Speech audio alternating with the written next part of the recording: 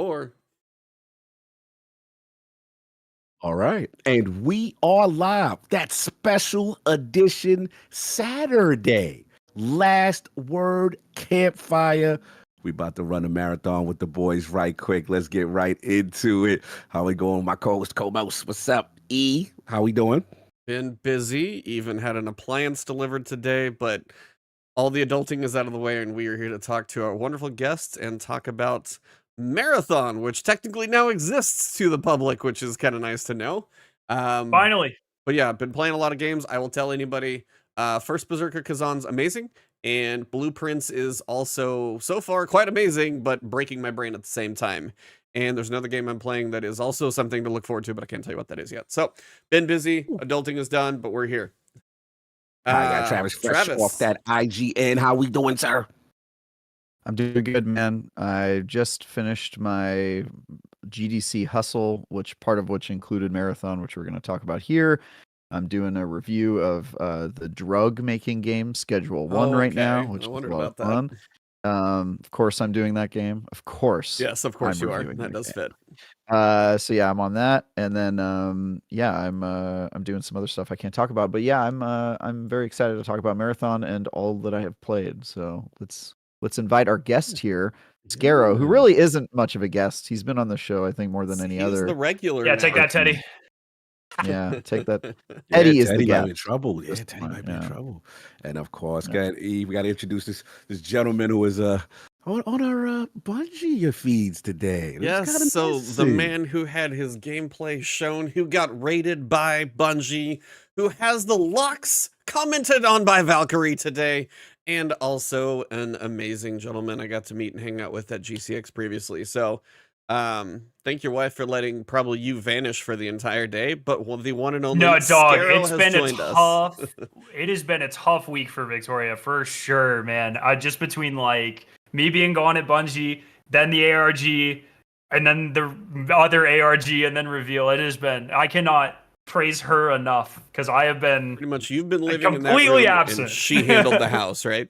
Yeah, it's been pretty brutal, dude. So yeah, well, give us the breakdown of how all of this happened. If you can say, like, how long you've been playing, how much you've been playing, and we'll start jumping in just kind of straight into Marathon. So I think you were the one who solved the very first ARG, if I remember correctly. Kind of you. I got the final solve. Yeah, so you were part of the team. There were probably 10 or so of us in a VC putting things together. Mm-hmm. I just happened to be the guy that had a dumb idea, and it ended up being right to get the final solve, unlock the Vidoc. And I was talking with some Bungie people about that at GCX, and I'm pretty certain that's why I got invited to play. Nice. And then, because like why would they pick me? I'm small peanuts compared to like most people that were there, you know.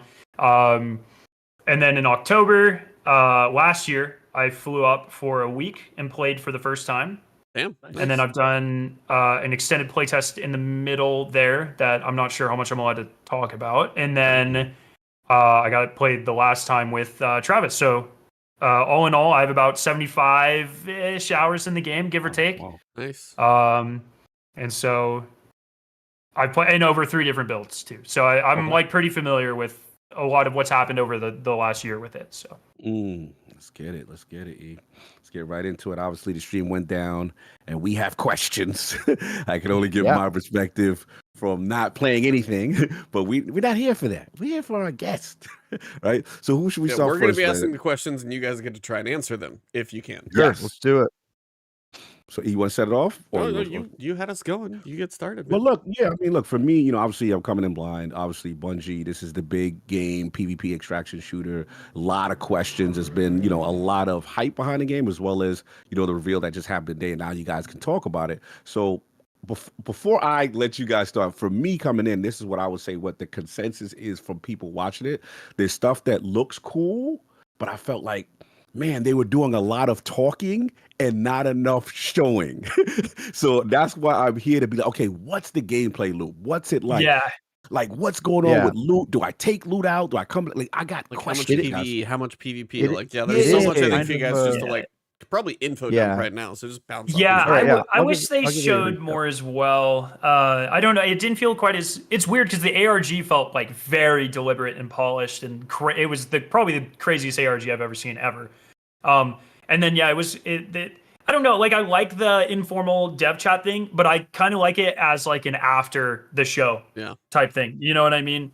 It's weird because I uploaded 3 videos today, and then we watched them with chat, and I just found myself saying like, "Man, I wish they talked about this. Man, I wish they talked about this." Like it's odd, and I mean, It's I a think hard game to show. I think that the is true. reason the reason that they didn't show a lot of it because a lot of the game is like you just like. Have you guys ever seen a good showcase of a battle royale? Because I haven't. Yeah, I mean, it's Battle hard Royale because a game. lot of it's like in the Yeah, it's moment. really Your own hard. thing, like, are It's you like waiting? it's and like all in the that moment stuff. stuff. This is extraction shooter. It's very much like a battle royale in that the gameplay loop is the crazy stuff that happens with your friends that you're then talking about in chat like afterward, right? And so I think they have an inherent obstacle in showing this game. It is one of those ones you kind of have to see it to believe it. You have to play with a crew and then come away with stories. And so Mhm. I do think that is a challenge. But your question, Cog, which is like, what is this game, PvE to PvP, etc. So this is an extraction shooter. If you've played Escape from Tarkov, this is very, very much in the same vein. And the way I have been thinking about this game is, you guys remember in the early Battle Royale days where it was PUBG, Yep. and PUBG was like a really great idea, but everybody knew that it was janky as hell, and we were all just waiting. Yep. We were Yes. waiting for an incarnation, right? We were waiting for somebody to say, "This is a cool idea. How do we beef it up with like a AAA budget and make it better?" Right? And then Fortnite came, and it is now PUBG is sort of almost irrelevant because Fortnite is so successful. What are I we think saying? that What are we saying, Escape from Can you I'm saying turn that your Escape audio from up just a little, Tarkov. Travis? Me? Yeah, one Yep. sec. Mhm. Is that any better? Yeah. Sounds like it. Yeah, so I think that Escape from Tarkov is successful enough that there's now a race to see who can become the Fortnite of the extraction shooter genre. And I think this is Bungie's bid at doing that. And it's very clear in the game design, it's clear in the way that they talk about the game, they reference Escape from Tarkov, they talk about the extraction shooter and this genre that's kind of in its infancy. And so if you have not played Escape from Tarkov and have no idea what I'm talking about, great, perfect. The premise is you get dropped into a world with a group of your friends, and the goal is to find better loot and get the heck out. And you can do that in a few ways. One way is you can just take on PvE activities. You can fight enemies. You can loot them. You can complete little mini. I wouldn't call them puzzles. They're sort of just like little activities you can do on the map. Think of like you doing a lost sector or doing a public event or something like on that scale in Destiny. It's sort of like that. And then you get the loot, and then you go to an extraction point and you try to get out of there. The twist is that you're dropped in with several other groups, and depending on which map you're on, it can be a small amount of other groups or it can be a large amount of other groups. It kind of scales depending on how big the map is. Okay. And then What was you the can run into range? other Because players. They The range said- was, I think, the smallest was 3 and the biggest was 8 or 10, but we did not get to play that map. It's their post launch map. So The most teams, Travis? Yeah, the most teams. I Most teams, I think think, Marsh is has 8. the most at 6, but They I they told said me 18 on that. they told me that the map that's coming out post launch that nobody has seen, which I Okay. think we're allowed to mention it, is the largest group. Okay, that They- must they- have changed they since the last briefly time I played. mentioned it. That's interesting. Yeah, because That's today on really stream cool. they said 18 max players, but not they alluded to like not every map has that Correct. 18. The other Yeah, thing 18 is plus they're that not trying to do like the other- 100. It sounds like for sure. The other thing is matchmaking is not compulsory, and so you could drop in by yourself, and then Yeah. that gives weird situations where there's like multiple groups, but there's still the same amount of players. Because if everyone was solo queuing, technically you could have 18 separate groups I'd actually that love were to all see it. against each other. But the standard is everybody drops in with 3, and then you have like a certain amount of groups. But Yeah. the twist is, you're dropping in and your sole goal is to maybe complete some mini objectives and bounties that you have that help you progress in the meta or the story. But the main thing you're trying to do is you're just trying to get better loot and get out. The twist is the other players can attack you. You can also go in with the explicit desire of, I'm not even going to worry about PvE. I'm just going to find other players to kill because that's where the good loot is, or I'm going to let them Right. do the work for me. And because the extraction process takes quite a while, it shoots a giant beam in the air and it lets everybody else know. Everybody know knows what's going down. Reminds me So of like people kind of the come at you. Division extraction. Like Division So- Dark Zone. It very well. Escape from Tarkov, I believe, was like inspired by or based off of the Darkness Zone in the Division, and so it is very much that you're doing PvE, but you're constantly on alert of PvP, and sometimes you're going in with the explicit desire of doing PvP. Most of what I did was just, hey, let's find other groups and kill them and take their stuff, because I was with some sweat lords, as I think Scarrow was as well. But doing the PvE stuff is certainly fun. The headline is this is Bungie's most hardcore game that they've made.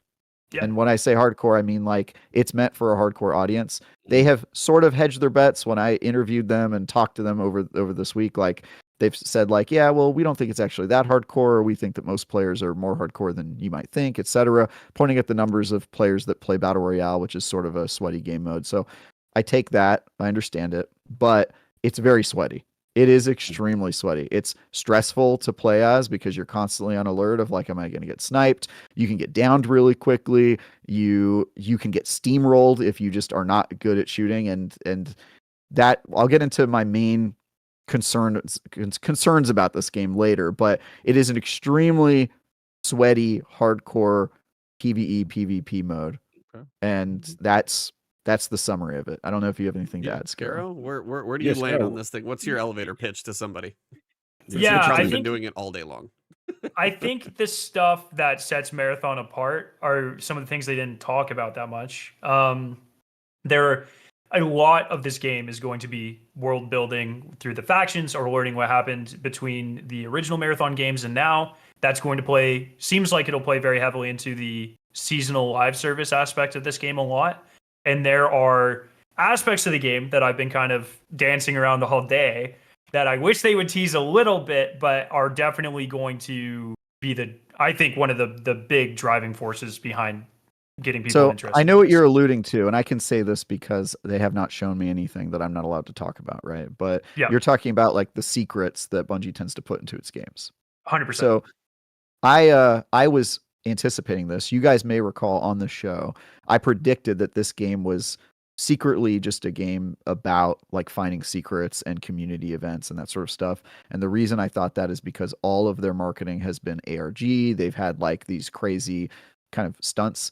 I asked the game director and the I don't remember who the other person was, the sandbox designer, I think, something like that, Lars or about Keith? this point blank. Not Lars, it was it doesn't matter. Anyway, Yeah. I asked people at the top. I was like, look, is this game about secrets and exploration and that sort of stuff? And they basically told me, in no uncertain terms, that this was basically just how they were marketing the game and that the game is different. So, Scarrow, I'm sure you've seen more than I have. I've played things that's not true. So I also saw some stuff in the game where there's like clearly stuff you can discover, but I'm wondering how much of that is the meat of the game and how much of the game is just you going in and shooting other players and that sort of stuff. Yeah, and their not answer draw this to me was comparison. basically like, no, like it's just marketing. It's how we're marketing the game. We think ARG is fun, and the secrets are going to be in the game, or they might get added, but it's really not our focus for the game. Was the answer that the game director gave me. So. Yeah. I would the way I think about this is it's kind of similar to how I would say raids are not the focus of Destiny at any point, and they're not the meat of the game. They're not the core of the game at all, but they are the thing that keeps a lot of people coming back and like put Destiny on the map. I think there are very similar things in Marathon to that. Okay. It'll be interesting to see that. Activity-wise, maybe. No. I mean, all the activities are. No. Well, some things. The activities are pretty straightforward. He's talking about like an extra layer that only the hardcore of the most hardcore pursue, and that it's sort of like a thing to just generate hype, but most players. And it helps change maybe the landscape of the game a little bit. So I hope you're right. They told me no. They told me straight up no. That's not what they're going for. They could be lying to me. Sometimes they do that for PR reasons, right? And perhaps they are. I will say the other thing I sort of disagree with Scarrow is their interest in the story, right? The story is something that they touched on. They have a team that's dedicated to it. We met the team while we were there. But one of the red flags for me was that they basically said that they're not following the canon of the original Marathon trilogy. They said that they're going to follow some of it, but that they're taking liberties with it. And some of the stuff that I've seen or heard people allude to definitely decanonizes some of the stuff that happens in the Marathon trilogy. And so I'm a little concerned that story is an afterthought. I think that that was the case with Destiny. I disagree with all of this. This has not been my impression at all. I'm just basing it off of how much. I actually wanted both of you. I love this. That's why I love both of them. Yeah, no, this is good. It's great perspectives from both sides. Look, Scarrow, just to be clear where we stand, Scarrow is a paid shill, right? He's paid by Bungie to say good things about the game. I'm part of the media, and I don't have any affiliation with them. Just to be clear where we stand. And you both have access. Yeah. Well, we have access, but I mean, they kind of have to give IGN access. And just for the chat, I don't have access. I have to clarify this because people are gonna freak out. I have not been paid to cover this game in any social aspect at all. Okay. I was paid social aspect. I have not been paid to talk about this game in a positive or negative light. I'm allowed to do both. I have not been compensated other than giving alpha codes to give away to chat today in any way. You ain't got I was paid to fly out to Bungie, play test the game, and get brutal feedback. Yeah. And that's it. There was no social aspect to that at all. Oh, damn, I want to start the scandal. I will say, I just want to focus. I want to throw a little bit more shade at Scarrow before we continue because it's fun. Because it's fun. I'm trying to be reasonable to his massive stream now, so be reasonable. Yeah, no, this is for fun. Hey, if you're part of Scarrow Team, hi, I'm Travis. I work for IGN. You already hate me, so it doesn't really matter what I say. Point, I'm just saying this for fun. So Scarrow shows up, right? He tells me he's played 65 hours. I've played 0. Right. So we're going to play together. And I go, okay, cool. Maybe we can get on the same team. And he goes, actually, they already put me on a team with a bunch of other streamers who have also already paid 65 hours. And we're going to be playing against the people who have 0 playtime. And I said, oh, that sounds fair. So then I go over to Bungie Rep and I go, why did you put all the Sweat Lords on the same team together? The people who have the most. I was like, wait, hold on. I was like, shouldn't you split them up so that they can kind of teach some of the players who are newer, some of the secrets and that sort of stuff? And they said, well, we're using their footage to make a commercial. And I said, oh, so you want them footage of destroying players who have 0 play experience and then use it as a fun commercial? That's what you think is a good idea. And it was a baller trailer. If you saw it today, it was really good. It worked. All I'll say is that there were some people at the session that were like, dude, this is not fun. We're playing against these teams and they're just shitting on us the entire time. And this is our first experience with the game. So all I'll say is walk into Destiny 2 PvP and then Scarrow walks around the corner with a exotic heavy machine gun and an exotic armor dashing to be clear, just to state my bona fides, I was not one of the teams getting destroyed. Okay, we did great. We crushed it. Did you guys get a dev day 2? A lot of the teams got devs day 2. The day 2, everybody got a dev. We had a dev on our team partway through because at the beginning of conveniently leaving that out, huh? Okay. What does that matter? Just because they're a dev doesn't mean they're good. All right.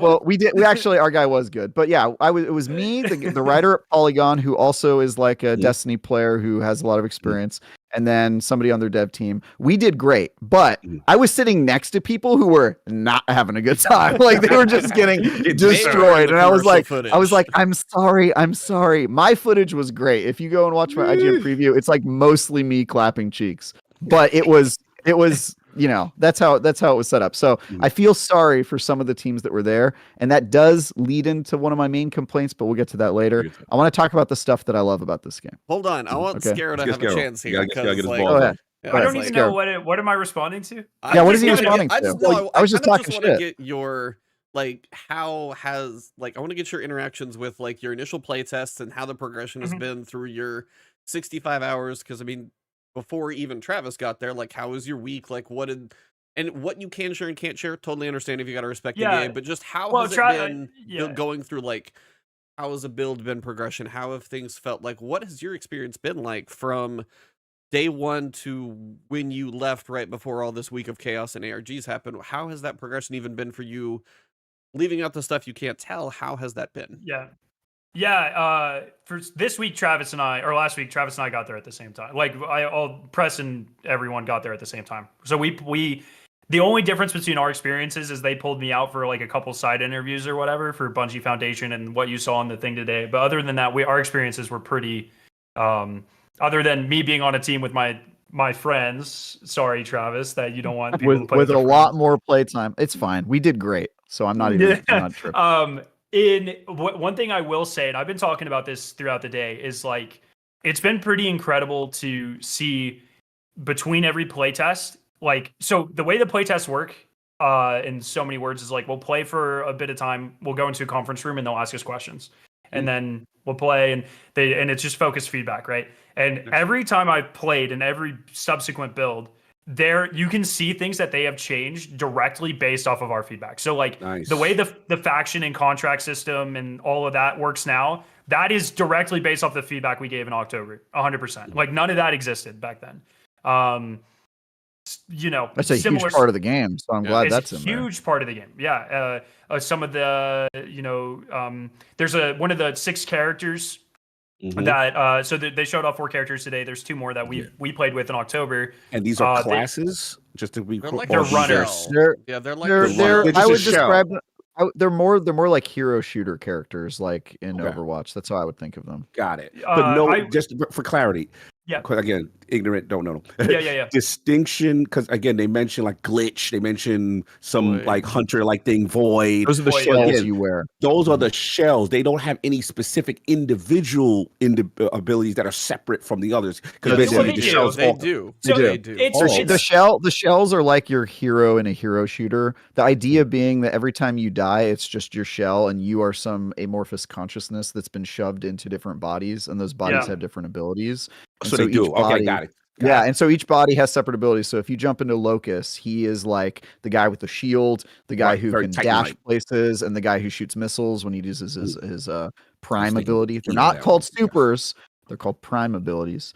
And then if you're that versus Glitch, the one whose powers is that they get to go hella fast and double jump and stuff like that. They have very different play styles, which is awesome. Thank you. At least in my perspective, how we approach the game, I would say upwards of 80% of the game plays exactly the same, no matter what character you're on. It's it's mostly how you approach combat changes. But like, one of the characters has a double jump and the others don't. One of the characters has a super sprint, like attack sprint, and the others don't. But like the gunplay feels about the same. How you traverse the map for the most part feels about the same, with the exception of the double jump, obviously. But it's like I would say when people hear hero shooter, I think they think Overwatch or they think Marvel Rivals. It's much less than that, in my opinion. It has much less impact on the game as a whole than those characters do. I'll say they do play more similarly than you might think of when you think of hero shooter. That is a fair point, especially Marvel Rivals. But I'll say it is very different experience when you're playing as a Void, whose power is that they can turn invisible, and that anytime they create smoke, they can go inside and become invisible, and then they're invisible like for the 5 seconds after they leave smoke. And so that allows you to like dive bomb into the ground to escape fall damage. It allows you to, instead of stocking up frag grenades or acid grenades, you're going to put smoke grenades because they give you ability to just create smoke and invisibility. So like I had to mentally shift playing one character versus the other, and it definitely influenced how I did combat, because smoke is really not that useful if you're not playing as Void, but if you're playing as Void, it's like the most important thing. It's good for exfils. Yeah, it's great for exfiltrations. It's also great for escaping. I had a time where both of my teammates got downed and I couldn't fight them 1v3, so I dove off a building and did the dive bomb and landed on the ground, made me immune to fall damage, turned me invisible in the smoke, because when you do a dive bomb, it creates smoke around you. And then I ran off into the woods, and then I waited until those guys were looting the corpses and then shot them from the window and took them all out, right? And so it allows you to like get away and do things that the other classes can't, and the other classes couldn't follow me because none of them were my character class, right? And so it does have very distinct interactions, but I think what Fallout or what Scaro's talking about is just like the gunplay does not feel different in the same way that it feels different when you're playing like a Titan versus a Hunter in Destiny. Well, it's Also, certainly like not that different. 95% of the loot is class agnostic. Like almost everything True. is. Some of Basically the everything, yeah. higher end implants and stuff there are mods. So like there's a gold mod that gives a glitch a triple jump instead of a double jump. So, like stuff like that. But like the vast majority of loot is class agnostic, which is really nice because that means if you want to switch between runs, you can, and it's completely painless, which is cool. Yeah. Before I gotta ask, let finish. I got like a question. I'm dying because I'm gonna. Yeah. The one that I have to know because again, don't play extraction shooters. So help me understand the loop. Now, you guys, I love this idea of like, okay, guys are down. You're getting the loot. Now there's that beam that goes up. Everyone kind of knows on the map. It's time to extract. The question I have is the loot that's extracted or the successful run. When you start the next game, you come back with that loot. Like, how does it work? So your loot goes into your inventory. You can keep it into your vault, or you can take it with you into the next game in your loadout. But if you bring it with you in your loadout, it is now up for grabs. If you get killed in that mission, your loot is gone, and other people will take it. That's the risk. Hardcore. That's why it's so hardcore. When I say this is their most hardcore game, it's because if you are not good at the game, you are going to naturally lose all your loot and then enter the fight with worse loot than the tryhards who are already better than you and they have better equipment, right? And so they're going in with like golds and purples and they're just absolutely destroying you. And you've got these white common weapons and you have basically no chance of getting better weapons unless you're able to. There's a couple strategies. One, you can just try to avoid PvP and get an exfiltration, which is totally possible, and just grab some loot from the PvE world and then jump out of there. The other option is you can just follow groups around and get lucky. They'll get into an engagement with another sweaty group and you can third party them and take them down and then make off with some loot. But it is a very tough climb, and Destiny has already been criticized for the rich get richer, poor get poorer, right? Because if you have better equipment, it's easier to get the higher activities and get better stuff. And if you don't have good equipment, it's harder to do that. This is like the epitome of that. Like the rich get richer and the poor get poorer. That's like this as a game. So it is like pretty crazy. But if you're into PvP, that's awesome. I like that. I love the risk. I love going in and being like, look, I'm going in with my gold backpack, which risk it all, bro. Like that. Its power is anytime you interact with a container or loot item, you become completely invisible. And so that's a crazy power, right? Yeah. But I'm going in, and if I get killed while I have it on, something goes wrong, I get sniped, bad luck or whatever, it's gone. It's out of my loadout, and it goes into somebody else's loadout. I will say one thing that they really have to change, and I gave this feedback, is that weapons have a degradation every time they change player hands. So like if you get killed and they take your purple backpack and then that happens 4 times and there's like a chain, eventually one of the times you'll go in to get that item from the backpack and it will just disappear when you grab it. It happened to Scarrow and it tells you zero information in the UI. It was a golden shield, right? If you hover over it, it does. It's not obvious, but it says that it's not obvious. Yeah, so my theory is that when somebody dies and then gets looted, it should just delete that item before the other player sees it, because then it.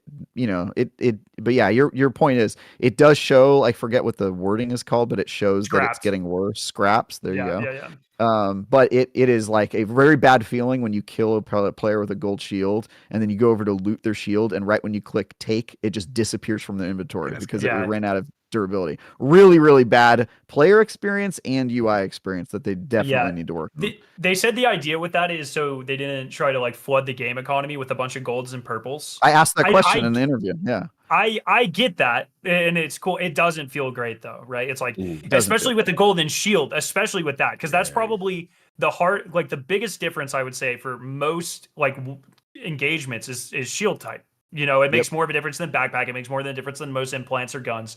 It's going to be shield type. And so like you can visually see it. When you shoot someone, you see the color of their shield. So when you shoot someone and you're like, oh, they have a gold shield, I'm going to like hunt them the fuck down. And then you finally, you overcome odds, you kill them, and then it disappears. It's like, well, oh, sorry. I forgot I'm not allowed to cuss. Sorry. Long done and gone. You're good. Don't worry about it. Okay. Yeah, it does feel really bad. And I will say, the fun thing about this small group that we played as, which I'm sure we're never going to be able to experience something like this again, is that, you know, if you get downed and you lose an item and then in a later match you see that same player, you're like, dude, I'm going to get my item back. It's so Which is exciting. very funny. It's very funny to be like, I'm going to get it back. Scarrow robbed me, man. Scarrow robbed me from my shield, bro. I got to get him. I will say, Scarrow and I never encountered each other in the game, which was very disappointing because I was on the hunt for him, and I was like, dude, I'm going to show you. Like, I don't care you got 65 hours on me, and I never ran into him, which is unfortunate, but it was still fun. It was fun. I'm sorry, Sky. I interrupted your whole experience. Please I don't even remember. Oh, I was doing the experience. Because I just had to ask the Luke question. No, you're fine. You're fine. So the one thing I was talking about was... Yeah, no, it's fun. I mean, it's exciting though, right? Yeah. There's a lot to talk about, and especially when they didn't like show as much as I wish they did. It's exciting to talk about this sort of thing. Letting us show it via the previews today. You guys are saving us the stream date. I'm terrible. I'm sorry. I'm learning so much from you guys. Continue. One of the other, I think, best examples of feedback that they took into consideration and like really quickly changed it is one of the two characters that they haven't shown, which is a medic character. Very alpha early on. They don't want me to talk too much about them, but they in one of the first focus groups they pull this into a room and they're like, what do you feel about all these character designs? And we loved all of them, and they're all the same as they are now, except for the medic, and everyone hated it. I got home, I made a meme about the medic guy. I sent it to all my Bungie friends. I was like, this is awful. You got to change this.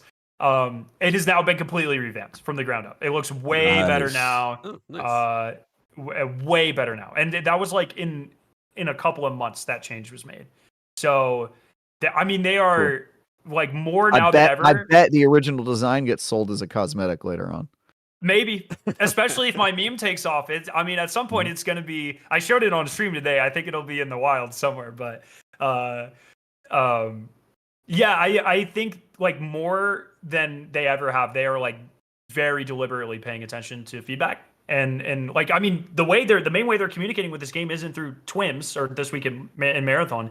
It's through a Discord server where devs are going to talk to people, and there are multiple feedback sections there to leave.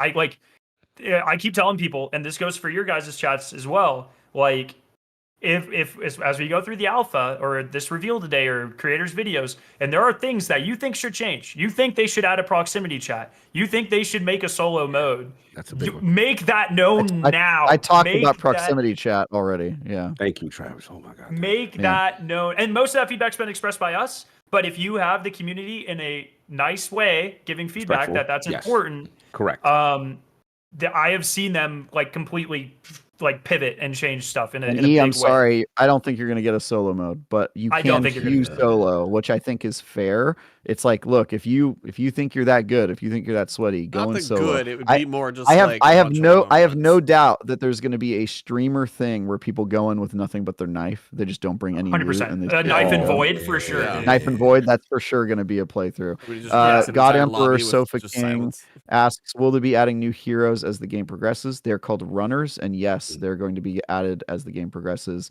This is a live service game. They're doing a live service model. They would not tell me what their monetization model looks like. I'm sure they know more about what it looks like than they were willing to let me know. But the game is going to be adding new maps, adding new loot. Every season, you're also going to reset, which I'm sure you guys are going to have thoughts about that. And they're adding new runners as well. Yeah, they're following the Diablo model of you lose everything at the end of every season. I think Tarkov does that too, right? Yeah, Tarkov they do. does wipes, Diablo. I mean, it's kind of a point to where it's like, if you get to the point where the rich are so rich, then anybody who tries to just like, I haven't played in like a month, let me pick it back up, or let me try Marathon for the first time, there never seems like a good time to start if they don't ever clear the slate. So yeah, what I will say to this point, and maybe this is a me thing, and I don't know if this will change based off of like skill gap or whatever. But at least where I am now, I don't feel like anything in the game is so powerful where if someone has it, I can't kill them. It's harder to kill them, but the TTK is in a really interesting place where, especially with snipers and stuff, where you can definitely it's very low. It's pretty low. Yeah, it's low. And like it's not as low as Tarkov. People with the rifle, like people were with purple shields. I found like this purple rifle, and I was just able to 2-tap them from across, a very long distance. For the most part, I'd say it's like pretty similar to Destiny nowadays. That kind of in that same TTK spot, and it's like if someone has a gold shield, they're definitely easier, or they're definitely harder to kill. If you don't have a gold shield, then you're like same range, same gun shooting. But this game has such a high like movement and like map knowledge skill gap, I think, that it is If can you definitely can really beat get the people. jump on somebody. It That's sounds the like problem, you got a pretty though, good shot. right? That it's Yeah. no problem for you, Scarrow, if you're running up against somebody with a gold shield. But if you're the type of player who is never going to get a gold shield on your own unless you get it from PvE, and you run into a player that has one and you don't, that it gives an extra margin of error for the player that already is more skilled. And that is sort of my main like worry about this game. I have no doubt this game's going to be good. I've played enough already to know that like the shooting is great, the progression was really fun, the maps are well designed, et cetera, like all the stuff that I was really worried about. Bungie has delivered, and I'm more hopeful about this game than I was a year ago, right? Like by a lot. But the thing I'm worried about is not, is the game going to be good, but is the game going to be successful? I have no idea if it's going to be successful, because this is a very hardcore game. It's made for people like me. Scarrow obviously loves it, but he's like the 1% of players, right? He's the guy who's 100%. going to stream it. The average person like you, Cog, I could see you getting absolutely destroyed and then logging off after 2 or 3 hours and never turning it on. And I think that that might be a large percentage of the people who try this game, which scares me, obviously, because I want it to be good. But I saw the other side of it on the players that were on the teams next to me, where they were going in and they didn't really understand the mechanics, and they were running into people who had a lot more experience, and those people were just smashing them. And then they 2 hours later were just like, well, this doesn't feel good, right? Now they were forced to keep playing. And when they came back and we did a second day of it, they ended up liking it more in the second day. But I think a lot of players won't get that far, because those first 2 to 3 hours, I mean, a lot of people make their decision on whether they're going to continue to play a game or not in that time. And so my worry is those first 2 to 3 hours are not going to feel good. And there are resets, which is great because it kind of solves the rich get richer, poor get poorer. But you get rich quick in this game, at least in the current build, which means if you don't log on the first day of a new season, you're going to come in and run into people with purple shields and gold items and stuff. It's just going to happen. And so, you know, there's also that thing of like the hardcore people are going to be on at reset, but those who are more casual, who are already probably less skilled, they log in a day late or even 6 hours late, and they're already behind when they're already behind because of their skill gap. And so my concerns of this game are just that maybe it's too hardcore. It's for me, but I don't know. I don't think it's going to capture a lot of the Destiny audience. I think it's a little too hardcore for the Destiny audience. I do think that's the point, though. I think so too. I don't think they're going for the Destiny audience, but I do think that there's two worlds where they're successful. They do something so different and so good that it attracts a completely different audience, or they get a lot of the people who already like Destiny or some combination thereof. I don't see the Destiny group helping them a whole lot. And then the question is, can they find that audience? Can they get the Tarkov people to play this game? I think probably. This game's actually even more hardcore than Tarkov, by the way, because in Tarkov, you get something called a Kappa case, which you can put some of your items in, and then if you die, you get to keep those. This game doesn't have that. Yeah, and I asked them, "Are you like, so I was like, are you going to put something in like that?" And they're like, on your no. run, there's no like mid save. I got a little bit, and I can take it with me. No, you It's didn't. all If you or die, you nothing, lose whatever you everything. extract. If you die, you're done. If Now, the you, one if you, thing even if you don't die, if you don't make it to an exfiltration point before you run out of time, you lose all your stuff. You just get left behind. Because there's a timer too, which one time we were in this really long fight with a group, and it ended like 20 seconds before the last exfil, and we ran and we got into the exfil just seconds before it blew out of there. We could have won that encounter and then lost everything, and we already didn't get any of the loot from that group that we fought because we looked at the timer and we were like, we don't have time to loot these guys because it's near the end. So there's these decisions you make that are really important. But yeah, if you lose your stuff, it's gone, and there's really no mercy rule for the team that got destroyed. The only thing that helps you is there is a meta progression where you're completing objectives for the factions, and you can complete those and then die and still get the progress. And then they do alleviate some of the pains because you can unlock, like, for example, green backpacks and green shields, which are higher level than the standard. You can unlock those to buy in the black market, which you have access to in between games. And so there is a little bit of padding where it's like, okay, well, I got destroyed and all my great stuff got taken, but at least I'm not coming in with the worst items in the game. I have like slightly better items. I think that that's super cool. The problem is you don't unlock those until several hours into the game. And again, I think a lot of people aren't going to last that long. And so that's my big concern. It really does have to capture that Tarkov battle royale, extraction shooter audience that does exist. And I also have questions about how big that audience is, the extraction shooter audience. So those are my main concerns about the game in terms of its hardcoreness. So the thing for me that I heard, at least, and then I'll have a couple questions for you guys. One is about the welcome kits, which sound like a nice thing. Sponsor package. Sorry, I heard a couple different names and I probably got them crossed. So it sounds like the different factions. You got the USMC and all, like, who I don't know all the factions. I've seen you guys talk about Mida and other people, so I know there's more going on. Mida emote spam in chat. Mida on top. Yeah. For those of you who didn't know, Mida actually comes from Marathon, so we're bringing it back. Yeah, now on to Destiny. Traxxas was in Destiny Destiny brought 1 it as from well. Marathon. Traxxas was a gun manufacturer in Destiny 1, bringing that That's back. right. That's right. Yeah.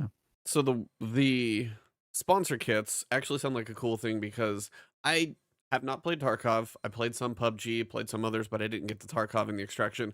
I don't know how low your loot pool can go. Like if you are literally down to a knife and nothing, or a pistol, or what. Correct. You can go down to that. And so the sponsor package is literally just to prevent that, but you do get crap loot. Like it's the worst loot you can get in the game. I mean, I get that. And one of my pieces have like something. Maybe one of my feedback pieces was of making them more interesting and dynamic and stuff too, because like my they literally currently was, give you the worst gun in the game.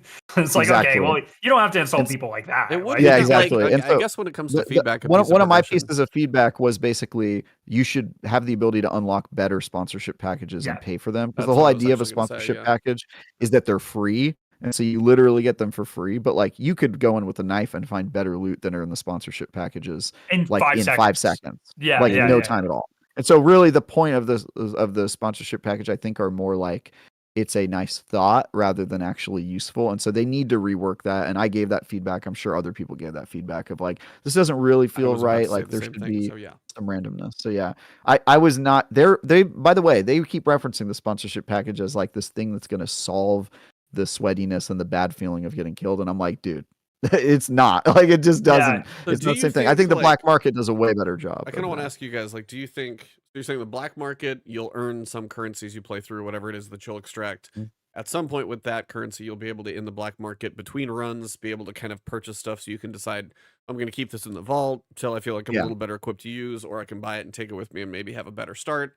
The question would be is like, so if the sponsor packs, I know you mentioned about making those better, do you think something like almost a progression throughout, say, a season, if it's season 1, almost more of a time that you put in? I don't want it to be in like a battle pass situation, but it's like, do you think the more time you put in, that potentially you could have those sponsor kits be a little bit better? Just find some way to make those better, as you're saying, but like have an investment in those, whether it is maybe a black market purchase that's a permanent upgrade or something.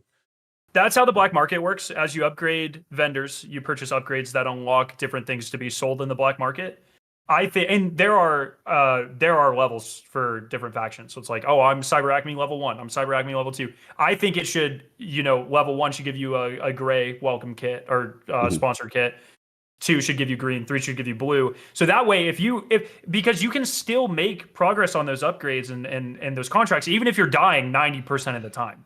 You exfil with some materials to get upgrades. You complete your contracts. You can still do that. And so it's even if you're dying most of the time and you're working for a faction and you're putting in the time, I think your starting loot should get progressively better as you, maybe not as fast as if you weren't dying, but it should still feel good to progress. And that was a lot of the feedback that we gave. Okay. Yeah. Cause that would be some of the reason for, cause one thing I think they mentioned on stream too, was the idea that there are contracts that you guys might go in and do. And if you go in and actually complete the contract, maybe it is you extracted data about some weather, I don't know, scan or something that's like that. That's literally what you do in the game. There's like PvE objectives where like you have a mission for a faction. It'll be like, go and do this thing, go loot 3 boxes in this area of the map. And if you do that, it completes it and you unlock progress in the faction, even if you fail. That was the key that actually and you get loot from completing it too. And you get loot from completing it. The problem is that in order to actually unlock the perks as you level up in the factions, you have to get specific items.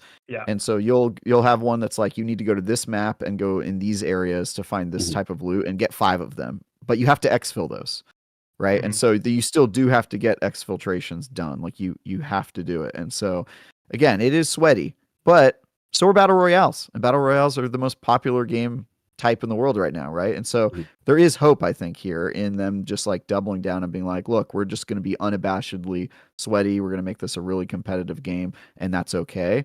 And I think that they could have success there, especially since the gameplay is so damn good. I mean, it's great, guys. Like, I would say the shooting in this game is better than Destiny. See, that's what I was going to ask you. I wanted to get the feel of, because what I feel, again, I got to give you guys our stream reaction, and it was not good. It was very lukewarm. It was, hey, you guys are, from a developer standpoint, what you guys are describing sounds awesome, but in untypical Bungie fashion, when there are, we watch a Destiny trailer, I or feel like I'm watching a movie trailer when I watch a Destiny trailer, because I get half the movie in the trailer. When it comes to Fair Destiny, enough. you can see a lot. On the other side, it sounds like Marathon went the other way. Right, exactly. They right? literally Like, showed a movie. Right. So basically what happens is we have, the devs who are awesome. They're sitting there describing all this awesome gameplay, for a long extended time without showing any visual representation of what these cool things are.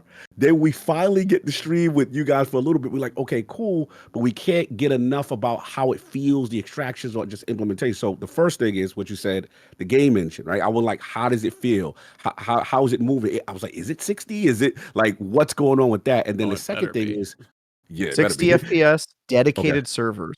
Nice. Yeah, so dedicated and servers. very responsive. The dedicated servers are super responsive, and it means if you have a disconnect, your character just stays there in world, and if you load back in, and you can rejoin the match, and your character will still be there. But your character also can get killed while you're gone. I do have some concerns about that, but I will say, ability, not really a problem. All of the lags and like shooting people who already crossed the corner and then them dying and that sort of stuff is not in this game, which is I part didn't of the ghost reason. melee a single time. And in all of my gameplay, I've never ghost meleeed anything. Nice. I can log on to Destiny and do it in 4 melee seconds. does need melee needs a little tuning, I think.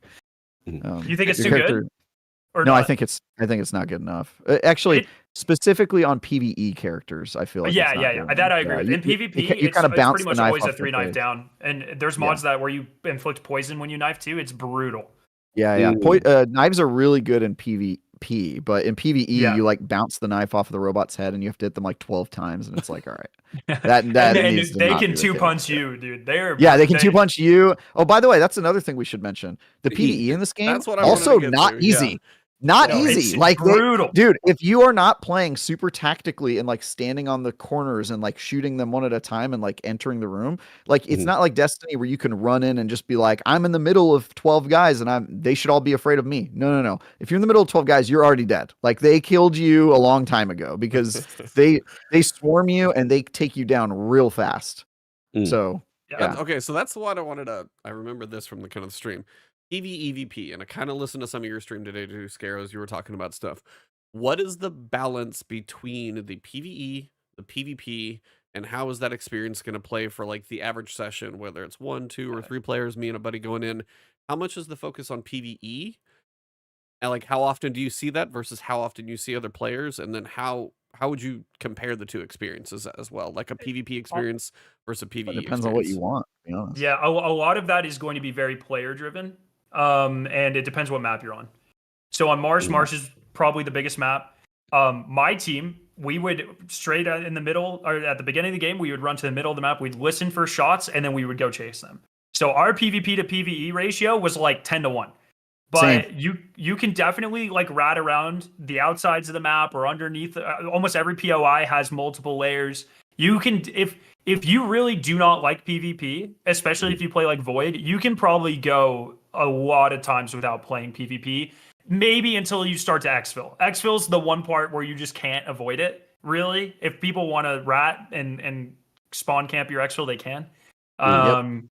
So, but other than that, like there are plenty of opportunities to run away or get out of combat or get away from PvP. So it's very, very player driven, I think. I'll say it is extremely player driven, and it sort of just depends on what you want. But like, if you are familiar with the map and you know where you spawned and you're like listening, you will immediately hear groups like run into their nearest point of interest or the area that they're near and start firing off shots. And if you happen to be near a group that's hunting for players, like, they're going to come after you. And so it is a little hard to hide, because at some point you have to engage in the PvE, and if you're doing that, you're most likely shooting, and if you're shooting, other players are hearing you, and if they're thirsty players, they're going to come after you, right? And so like a lot of the matches I played, we spent like the first half of each match, which by the way, the matches are 25 minutes, and then you can extend that an additional 5 if you do the final exfiltration, which is a very funny mechanic where if you don't make it to your exfiltration point by the end of 25 minutes, there's a single exfil that you have to run to, but every player is assigned that. So Yeah. How many do you so Get to the escape we- pod. if there's 6 filled- teams? we did final exfil a bunch of times, but we basically spent the first half of the match just killing all the other teams, and then we were like, all right, now let's do some PvE Yeah. with a clean map. So it is. Yeah. So it is like you spawn in, Yeah. and if you die and get completely eliminated, you're out of that run. Correct. Okay. Yeah. And you If can someone go on and your do team is something up, they can res you. But if your entire Correct. team gets killed, then you're out. Yeah. So 6 You can also get teams. self-res, but yeah. 6 Yep. teams of 3, 18 on what's the marsh name? Marsh, Black Marsh. Dire Black Marsh. Dire Marsh. How many exfil Black Marsh. points for 6 teams? You all Everybody have has your own. their own, and then Oh. also there's some exfil points on the map called enforced exfil points, which are exfils that guarded? summon enemies if you use them. They're not assigned to anybody, but you can decide to use them anyway, and then PvE enemies come and attack you. And so I will say, to the game's credit, there's a lot of ways to get off of the map. Even if somebody's babysitting, they find your exfil point and they just babysit it because they know you're gonna have Can to you go go there. use try to theirs camp or on you. something? You Like can just go. No, you can't go to theirs, but you can go to one of the enforced ones okay. and then kill the ads there, and then get exfilled from a different How route. many of those Or did you you can just see? wait till final exfiltration. It's 1 per game, and they're single use. Oh, Yeah. Mm. And So fun you fact, would typically use Travis- yours. On every map, though. Yeah. What was the fun fact, Scarrow?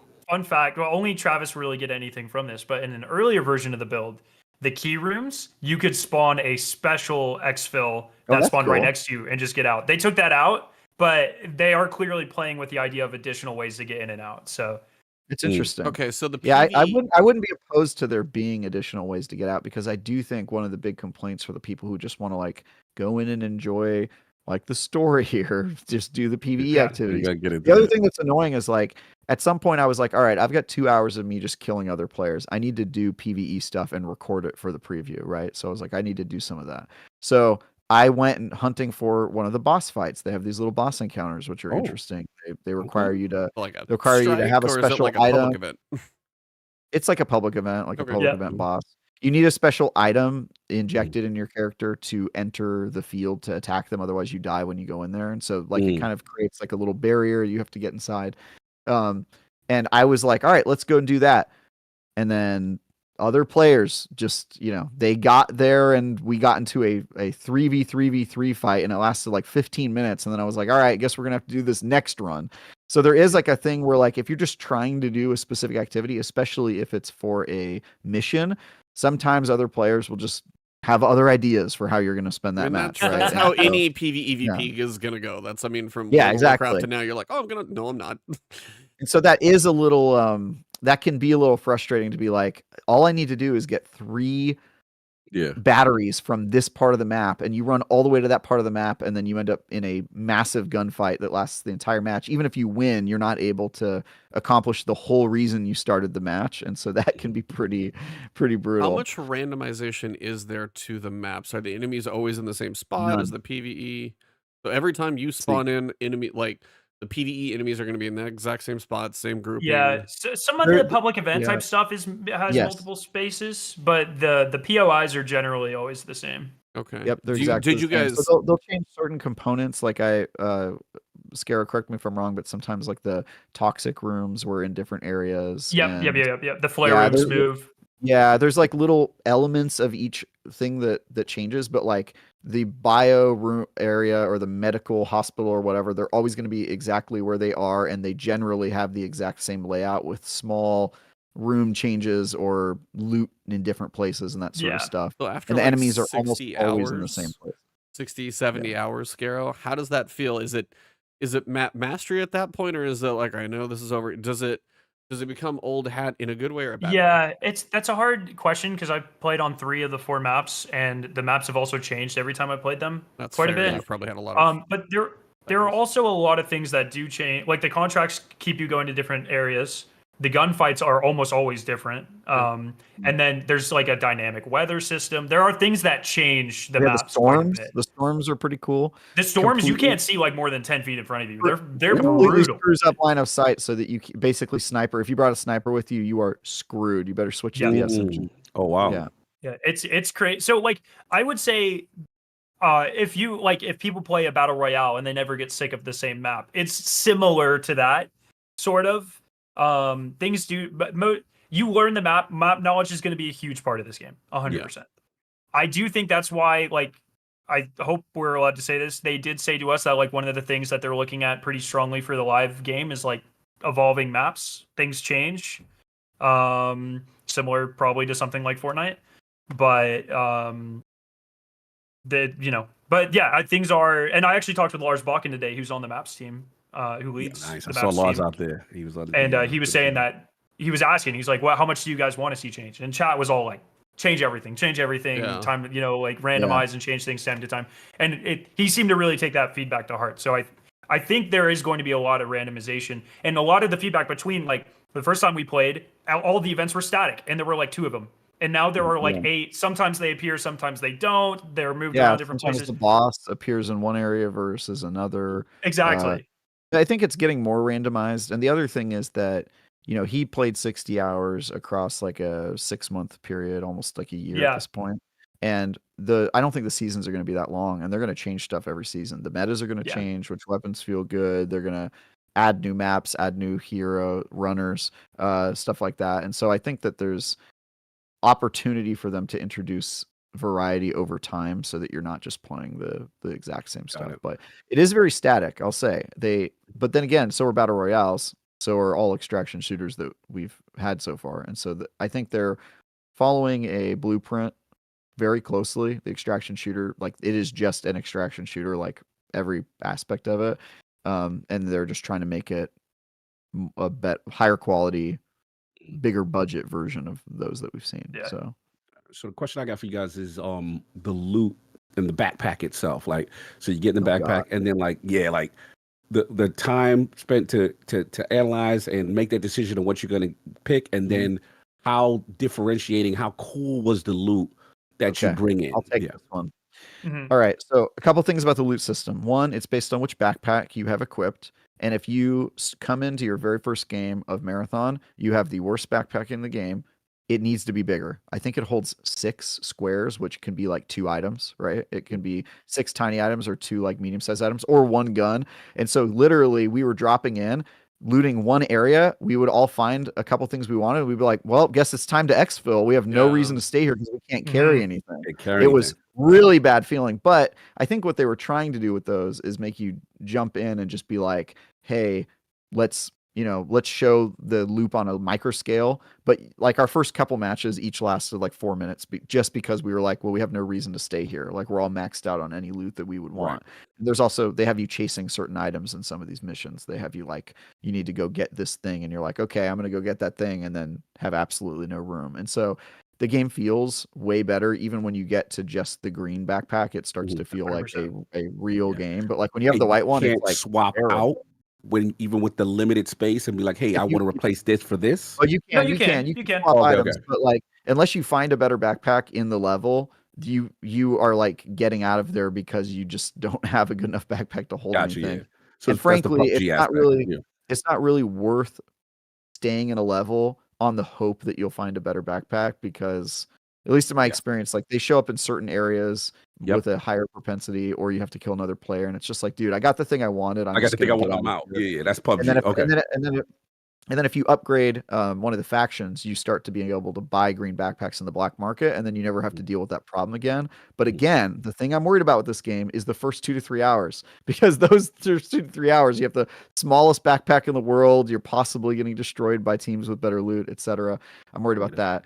But we'll talk about the loot. So first of all, this game does something really cool, which is it has loot speed as a stat that you can rank up and you can build into. And what loot speed means is that if you kill a guy and he's got a purple backpack on with 100 loot squares in it, when you click on his body, each item loads in one at a time. At first I thought it was a glitch because I'm used to playing like alpha versions of games where like they're just not polished, but it's actually a stat in the game where like it makes you wait for each item to reveal itself one at a time in a random order, and you can improve that. So you can build into the loot speed stat so that when you loot a guy, it goes much faster. Or if you have a, I believe there's a gold item that makes it instant loot. So you click on the body and every item just pops Nimble in, Fingers V4. Oh, that's right. It's a mod. Yeah, it's a legendary mod. That's right. How A big legendary can the mod that backpack just makes get? everything loot. Like, what's the gold backpack size? The gold backpack is pretty big. It's gold. I think gold backpack is the same as purple, but it has additional stats on it. I think. Additional stats. How many slots compared to 240 or something like that? But the thing is, if you say 240 slots, it's not actually 240 items. Yeah, a gun takes up like 10. A gun takes up like 8 items, and the cool thing about the game is you don't have to worry about No, you actually don't have to worry about like the Resident Evil suitcase packing part of it. If you grab an item, it automatically sorts it in the most efficient way. So if you have enough squares, it'll move items around and just like put it in there, which is really, thank God for that. But you have to worry about that. You can go prone. Somebody's asking that. You can go prone. You can. Oh wow. Yeah, no, you can't. Yeah, you can. Wait, can't you? No. They said no. Somebody said no prone in the stream. No prone. There's no prone. There's no prone. No prone. Okay. What am I thinking of? I was playing a game where I was going prone a lot recently. Nerf Rivals. That's an inside joke. It's Nerf Legends. Nerf Legends. Dude, if you could go prone in Nerf Legends, I mean, would that even change anything? I don't know. Okay, so yeah, you can't go prone. My bad. For some reason I remember going prone. I must be thinking of a different game. I played a lot of games. Assassin's Creed Shadows now, of all things. There you go. Good times. So the loot speed and then the actual loot. It's very good. This is Bungie does loot. They do 2 things. They do loot and they do gunplay, and both are amazing. Like every time you kill a character and you open it up and they start populating their items once, you're just like, ooh. So excited to excuse me. You're so excited to see what loads up. And if like I found a purple what is it called? The 2-tap rifle. What's that thing called? The 2-taps, yeah. The 2-tap? No, the twin rifle, something like that. Oh, the twin tap. Twin tap. Twin tap. Yeah, it's called the twin tap. Thank you. So I found a purple twin tap and it had a bunch of purple mods on it. I found it. I say found it. I killed somebody and took it. But they built a very nice gun. I found it on a corpse. They built a very nice gun that you used. It on a corpse. I'm sorry. They were dead. My point is they crafted a very nice weapon for me, which I appreciated. For me. And and it had all purple mods on it, including a like really far scope, and it had like super low recoil. And so I was able to just like stand, like I was playing as a void and just going invisible and standing in the back, and my team would go forward, and if they ever got in trouble, I was just on Overwatch, just blap blap taking down enemies. A lot of this is my footage. You can see my team fighting and it looks like I'm being a coward. That's just what I was doing. I found that rifle and I was like, this is going to be my whole play style now. Like they would get into fights and somebody would jump out with a shotgun and I would just shoot them from far away and just let them deal with it up close. And so that sort of stuff is super awesome. And then when you find the legendaries are literally game changing. Like when we found the backpack that turned you invisible when you're looting, you could get into a firefight, run around a corner and interact with a chest and you're gone. You are not like Hunter invisible in Destiny. You are fully invisible. Oh, wow. You're like gone. And so literally you could just like Harry Potter cloak of invisibility and just like stand in the room with them, and they have a chance of not finding you unless they have a Blackbird, which is the most annoying character to play against in that game. But Blackbird is a character who can ping at all enemies in an area. Like they send out pings, and so if you have that on the map, like invisibility is pretty rough. But there's also ways to counter pinging. You can make yourself blurry and it moves your hitboxes around and makes you holographic. Like they do a lot of really interesting stuff and stats in this game. But the loot is so game changing and good, which is why it makes your heart just pump out of your chest anytime you have to exfil with something, either something good you found or something good that you brought with you on a mission because you really wanted to use it. And it's one of those things that's like, it is use it or lose it, man. It's like you can keep a legendary in your vault, but like you're going to lose it at the end of the season anyway. So you might as well go in. And if you die, at least you're giving some good loot to some other person who's proven worthy. Right. And so, man, I'm going to be hoarding a lot of that stuff for the stuff I can't talk about, but I would recommend people do the same. But I mean, I'll cheetah. talk about what because I'm not under any NDA or whatever. I'm not in Bungie's playtest group or whatever. But they have 3 maps. I'm not a shill. Like, you smiled. You like you knew I was going to say that. He almost said it, and then he did. So they have 3 maps at launch, and 2 of them are on the smaller side, and then the Dire Marsh is the big one, right? That has the most teams. There's a 4th map that's coming like 30 days after. And I talked to devs that told me that this was the thing that they were most excited about and the thing that they thought was going to set their game apart. In other words, big content release coming out 30 days after the base release. This is their Vault of Glass, right? It's a map up initiative. Yeah. That's how I'm thinking. 30. I don't think it's quite 30 days, but sure. Well, they said it was pretty quick. Yeah. I think it'll be much. I believe the players unlock it. I think the players unlock it. So this is some form of event. What are we doing? So it's a 4th map, and it takes place in the location of the Marathon trilogy, the ship that crashed into the moon. Which, if you have played Marathon, it didn't crash into the moon. It was built in the moon, Travis. Whatever. It was built in Demos. Give him that lore, Scarrow. Give him that lore. Give him the deep lore. Okay, so just to put a little bit more on Scarrow's imposterness of this, okay, he has not played any of the marathons, and I have. So here we go. That's true. Legitimacy check. I have played this map, so that's okay. You play the map and you have read all the lore, so I give you your flowers for that. He read all the lore to study it for Marathon, but he did not play the original. And sorry, my lore is a little rusty because I played it 20 years ago. All right. Yeah, well, I was like 8 years old when I played those games. I still remember some of the lore. All right. So anyway, I have this has inspired me to want to replay those games. So I want to. I'm gonna be. Yeah, I want to replay them. Those. If you have not played the original Marathon trilogy, they are fantastic. So I'm gonna go replay those. But anyway, the loot is fantastic. I think that the 4th map. I think it's going to be their biggest map, and I think it's going to be the one that's filled with secrets, and I think they're not telling us a lot about it. Again, the game director did tell me it was not a core principle of their game design and that I shouldn't expect anything there, but they could be lying. I'm a journalist. They could be lying to me.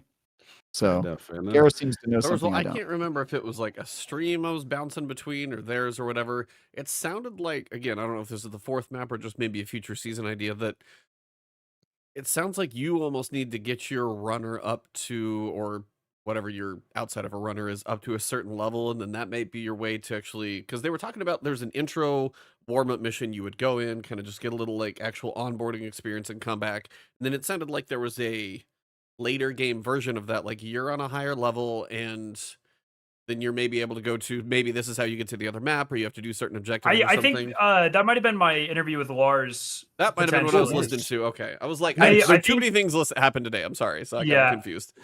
So I think he said they were playing around with the idea of unlocking the other maps when you hit a certain character level, but none of that's like in concrete yet. I mean, I kind of like that idea though. It's like putting in time progression and like unlocking something. People are going to ask for a PvE mode. I don't know if Bungie will ever give it to them. But I don't think they will. That first mission, I will say, it is a great way to tutorialize playing the game. I do not think it would feel good to do that regularly. Like it doesn't give the best first impression of the game because you're just jumping in and you're like, okay, I'm in a sort of like empty area. The game is kind of intentionally like minimalistic, but it is weird. It kind of looks like a developer level that hasn't had all of its assets put in yet sometimes, right? And then all you're shooting at is like robots, and you're like, okay, where's the twist, right? And then when you get into a PvP map, you understand what the twist is. But I kind of don't think they should do that, but it would be interesting to see what they could accomplish with little solo missions that you can only play in my second playtest. It was a very small playtest, and there weren't enough people for PvP most of the time. So like I had so many hours in that playtest, like 30, 40 hours in that playtest. Most of it was solo or trio queuing in a mostly empty map and just doing PvE. And it's fine. Like it definitely doesn't hit as hard as the PvP. So just even the threat of the PvP, even if you never encounter another group, hearing them in the distance and like going to an area and finding that it's already been looted and all the enemies have been killed. That tension. Like the tension of PvP, especially when you're exfil, is like constant. And if you're on a solo map and you're exfil, you're basically just waiting 30 seconds. You're kind of bored. 100%. And so that's why I think that I think they should stick to their guns on this one personally. Again, Yeah. I'm biased. I love the PvP part of it, but like that's it I seems don't to think be- they want two PvE live games or like a live game that has a strong PvE element. I think the whole reason they picked an extraction shooter was because there is going to be minimal overlap with current Destiny player base while maybe recapturing some of that Halo player base from back in the day, right? Mhm. And like, Also interesting to you guys, possibly a little insider baseball, but I asked about the seasonal model in terms of how their teams are built.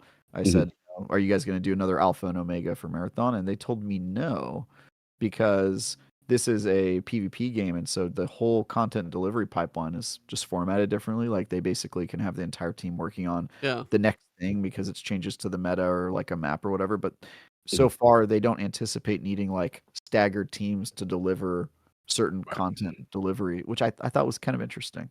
yeah. The one thing You got to think it's probably a little faster too, right? Than it's than PvP, implementing. right? It makes Yeah. itself a little bit, once you have the core mechanics down. Did you have something, Cog, you wanted to ask? Yeah, I wanted to get his Scarlet of vibe on like, obviously I'm watching the stream and had my man, I believe Andrew Witz, who worked with my other guy, Patrick Wren, on Halo Infinite multiplayer, which I'm a huge fan of. So give me that fun. Give me that like the loop that when did it hit for you, or maybe not hit for you, with all this extended play and now to the latest build? Like what's the loop that you like, they may have something here or not?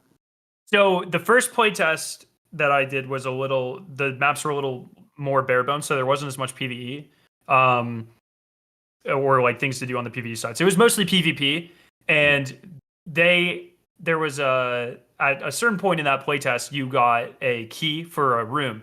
And so we were the first team to get the key for that room. It was just given to you in the menu. And then we were like, wait, people are going to be getting this soon. Let's just camp this. And so we just camped that room for like the rest of the week and killed people, took their key, and got the best in the game. And that was like that playtest. So for that playtest, I was like, that's where we gave a ton of feedback. Like, this needs to be way more dynamic. And I thought the game felt great, but it didn't really hit until we played the thing I can't necessarily talk about, the fourth map. Oh, okay, that's coming. And then that's when I was like, oh, fuck. That's like, when they got it. okay. Right from the get-go after on the second, and especially the third playtest, like after all the PvE stuff was added, it's like I mean, I don't know about how you approach this, Travis, but I would go in with like, okay, I'm going to do this. And I hear guns firing, and I was like, oh, okay, well, actually, we're going to go do that. And then I get distracted. It's so hard not to, especially if you spawn on a part of the map that you know is always hot, and you're like, all right, this is going to be the entire playthrough, because ain't no way am I going to go over to the medical office and grab 3 stimulus bricks when I've got, like gold potential over here. Like, there's stuff going on. And so you always go in with a plan, and the PvP completely screws up your plan every single time. Like I said, I went in to go do a boss fight, and I was like, guess next time, because I'm just not going to be able to this time. And so that's when this time it felt way better. Like every run, I was like, oh, that was awesome. That was really dynamic. I didn't expect any of that. Let's go again. And it carried. This was actually my shortest playtest by like an entire day, and that sucked. I was like, by the end of it, I was like, man. It felt good. I mean, this is the alpha, by the way. We played what everybody's going to play in the alpha, which is cool, because like, I want to play that. I'll tell you guys, I was hooked. Like, I left going like, oh man, I'm so sad I'm going to lose my loot, but like, it'll be fun to start over again and see some. There's also some bugs in the alpha, so like I got booted out of one of the faction cutscenes I didn't get to see, so I'll be excited to see that. So it wasn't the Traxxas one, was it? No, it was the other one in the middle. New Caloric. Yeah, New Caloric. Thank you. So Traxxas, I know nothing about New Caloric. I went into this as a Traxxas hater because they're essentially like space Amazon. I was like, fuck Traxxas. No, Traxxas is the best. I saw that cutscene and I was like, oh my god, I'm a Traxxas. Traxxas is super cool, and they like, you read the descriptions, like, okay, what is this faction all about? Traxxas has a monopoly on business. They have a monopoly on business.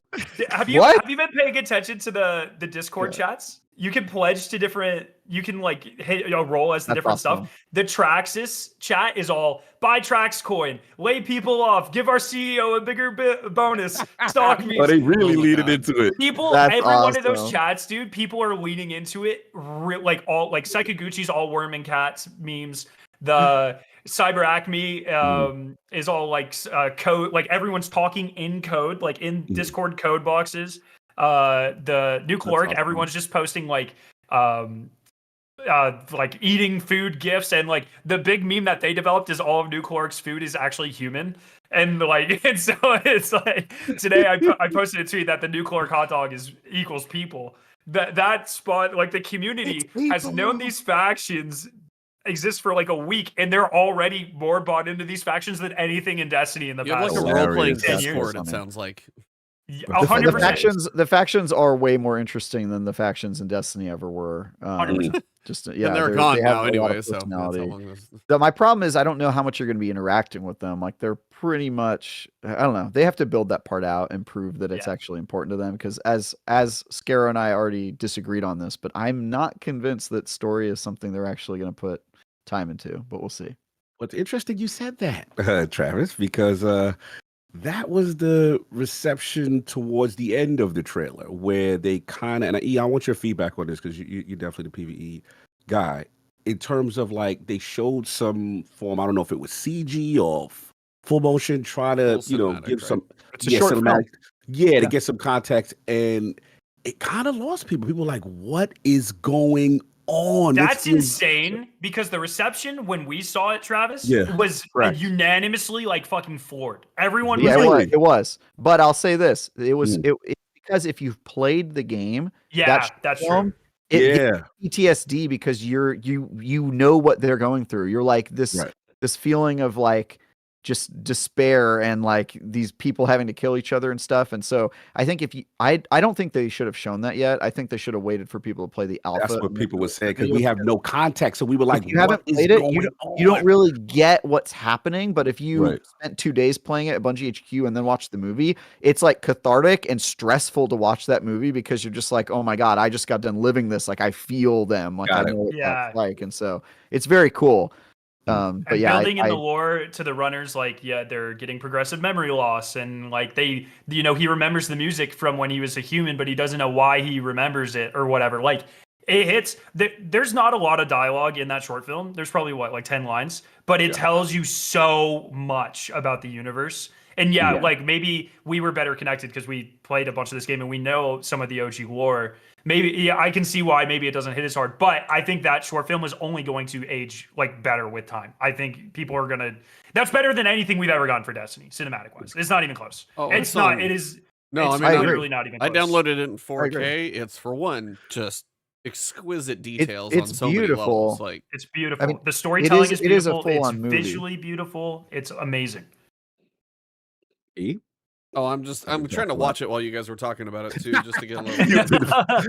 No, what is your feedback, man? Because you're the PvE guy. Overall, what you felt, what you saw. I need more impressions from you.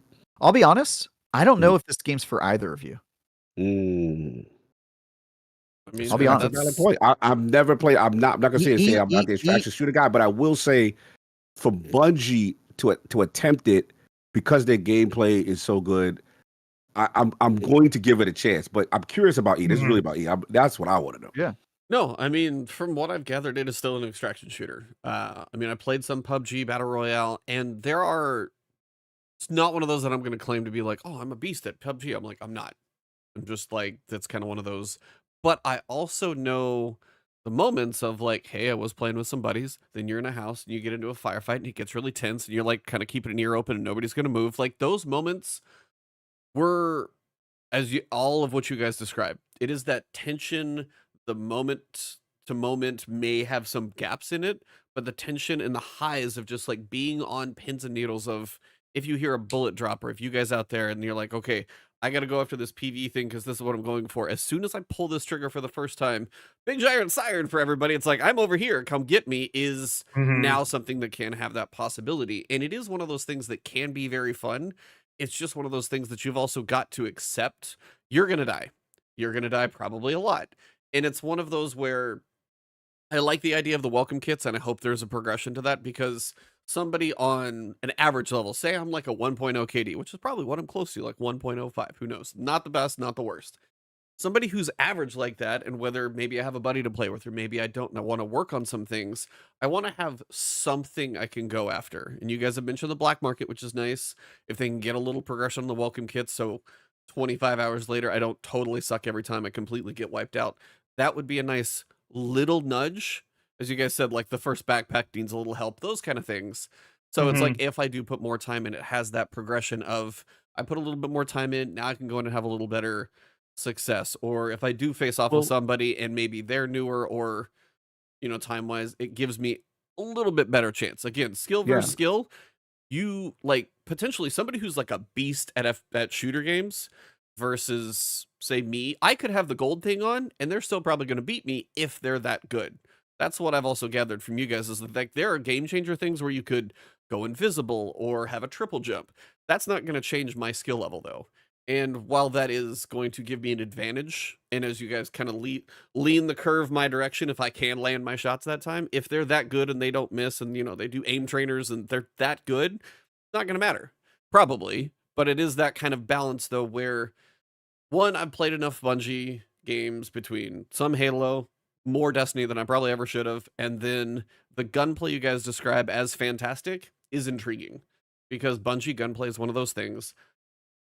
This is one of the things that I think I saw where I was excited, because when they were interviewing the guys on the couch, it got to Lars. We have not heard from him in Lars. Oh my years. God. Like 5 years. Right. Jeez. I was like, it has been a long time. And what everybody asked when they were playing Destiny is like, hey, what happened to the team? What happened to PvP? That group of people that had the passion that Lars did when he was on the couch talking about this game, that's where that went. Now, unfortunately, I mean, Lars and Kevin were responsible for, in my opinion, some of the best metas in Destiny history, and they are leading. They are leading Marathon when it comes to that. So sort it's of like, stuff. So that was. I grilled him for 3 hours over dinner, Lars. It was very funny. But that grin that you could, whether it was really plastered on his face, but it came through a couple times, I got a sense of his passion for wanting to make a game like this. And I think that's one of those things that, I mean, he's been I don't know how long he's been at Bungie at this point, but I'm pretty sure worked on D1 in a long time, all the way through. He's been there for a very long time. It got to a point where it's like, hey, if PvP in this is not going to be what we want it to be, or it's not something we're really going to give as much focus to versus the raid. That's why that team was lucky enough within the same studio and family to go over there and make this game. And they can put that passion of, like, Travis and, you know, the Trials competitive and your shooters, and they can take an extraction formula and put their Bungie magic on it. And by the way, the music, I just want to call it out. I've been listening to so much of it. I want on my soundtrack for so many things I do. The composers, like, hit the tone perfectly with the art style. I love the music, but it's like, that's kind of the thing that I think has me excited to say, I know I'm probably going to die a lot, but I'm kind of okay with it because the art style has me intrigued. Graphical realism is a weird way to call it, but when you look at it in 4K, I'm like, it's crispy, but they're like flat. It's unique. I love something unique to look at. Surreal. I love it because, like, you'll be walking around the world and there are, like, around window panes, there are black bars that say seal, seal, seal, seal, and you're like, oh, they just haven't textured that yet. But it's like, no, that's the world. That's the design. It's so cool. I'm interested to see what they do with the world, because they are putting, like, when you guys saw the caterpillars, like, you're a synthetic humanoid made out of synth silk, which is like basically humans woven out of electronic caterpillars that feel like literally caterpillars like create your muscle tissue and stuff, and it's very weird and creepy. So it's like, when it comes to, as you said, like, the story, you guys seem divided on it. If they do lean, but we don't know yet. Neither of us know. I'm just a little less. I'm a little less confident that you're they're pessimistic in general. It's your nature until proven otherwise. But that's fair, being a critic as well. Ask if you want a fair critic. By the way, Travis is a very good one. Typically, if something's great, he's typically going to call it. But you also can have different opinions. That's just I how would that normally goes. agree, but ever since he did Nerf Legends, dirty dude, I just I can't respect it. Yeah. I am reviewing this game, by the way. I got that confirmed. How do you review a game like this? Like, it's a Same way he reviews a Destiny launch. Just I mean, it's live. You play a whole lot of it, and you tell the audience if you think they should play it too. You review this game, you play it, and you talk about it. It's just weird because this game is like, this game even more than Destiny, it really feels like it's gonna change like fast, totally. right? Well, all games change, and what you can do is you can give a review at a moment in time, and then update it whenever you think appropriate fair in the enough. future. And so And that's what we've done with Destiny. We've reviewed Destiny 12 times over the years, and it's got different scores every time. So I think for me it was Lars on the couch, because like I know myself in the situation is like I think I try and play a lot of games anymore lately, and I think this is one that like if it gets its hooks in me, I'm going to be a little impressed because it's not as much my style, but I'm kind of hoping it does, because the looks, the music, I know Bungie gunplay, and then the people who have made this, the passion is there. And I think that hopefully will give it some weight. As Travis worried, though, it is the world of extraction shooters. I know Tarkov is a thing, but also how many people play Tarkov? Now, this is going to have consoles have an option. You have console player base that isn't going to typically be there for something like a Tarkov, I don't think. The fact that it looks good, that's like it stands out from the other stuff. I mean, the music, and that's kind of why I'm hoping some of the other pieces, whether it's the visual art style or the music or the gunplay, when you pick them and fire a gun, you're like, I know I just got killed, but like that felt really good to shoot. Like I can tell you what a Scathelocke sounds like in my mind from like D2 year 1. Just because that's what Bungie guns can sometimes do. If they can pull off something like that again, that's where I feel like it does have potential. But to find that wide audience, that's why I come from a lot of things from the new player perspective. From the, like, hey, I need the dummies guide just to, like, kind of get that first 10, 15 levels a little smoother, because there are a lot of bumps in the road usually for that type of stuff. So if it is the thing where a little bit better progression helps the early player, but the skill ceiling goes way high above that, that's some of the stuff I hope the feedback can get to them. Because if you put 50 hours in and you can get down to a knife again, it's like, man, this really sucks. But the welcome kits, and if there can be progression, I know it's like, and then the black market and stuff. I know those, but it's just like it's also your fortunes can change really quickly in this game. Okay, I was like. Between, like, say, me and my brother and then my nephew and just different players, like, there are some people who will look at it and go, no. And I know it's not for them. I get that. Like, some people it's not for. But I think if they can...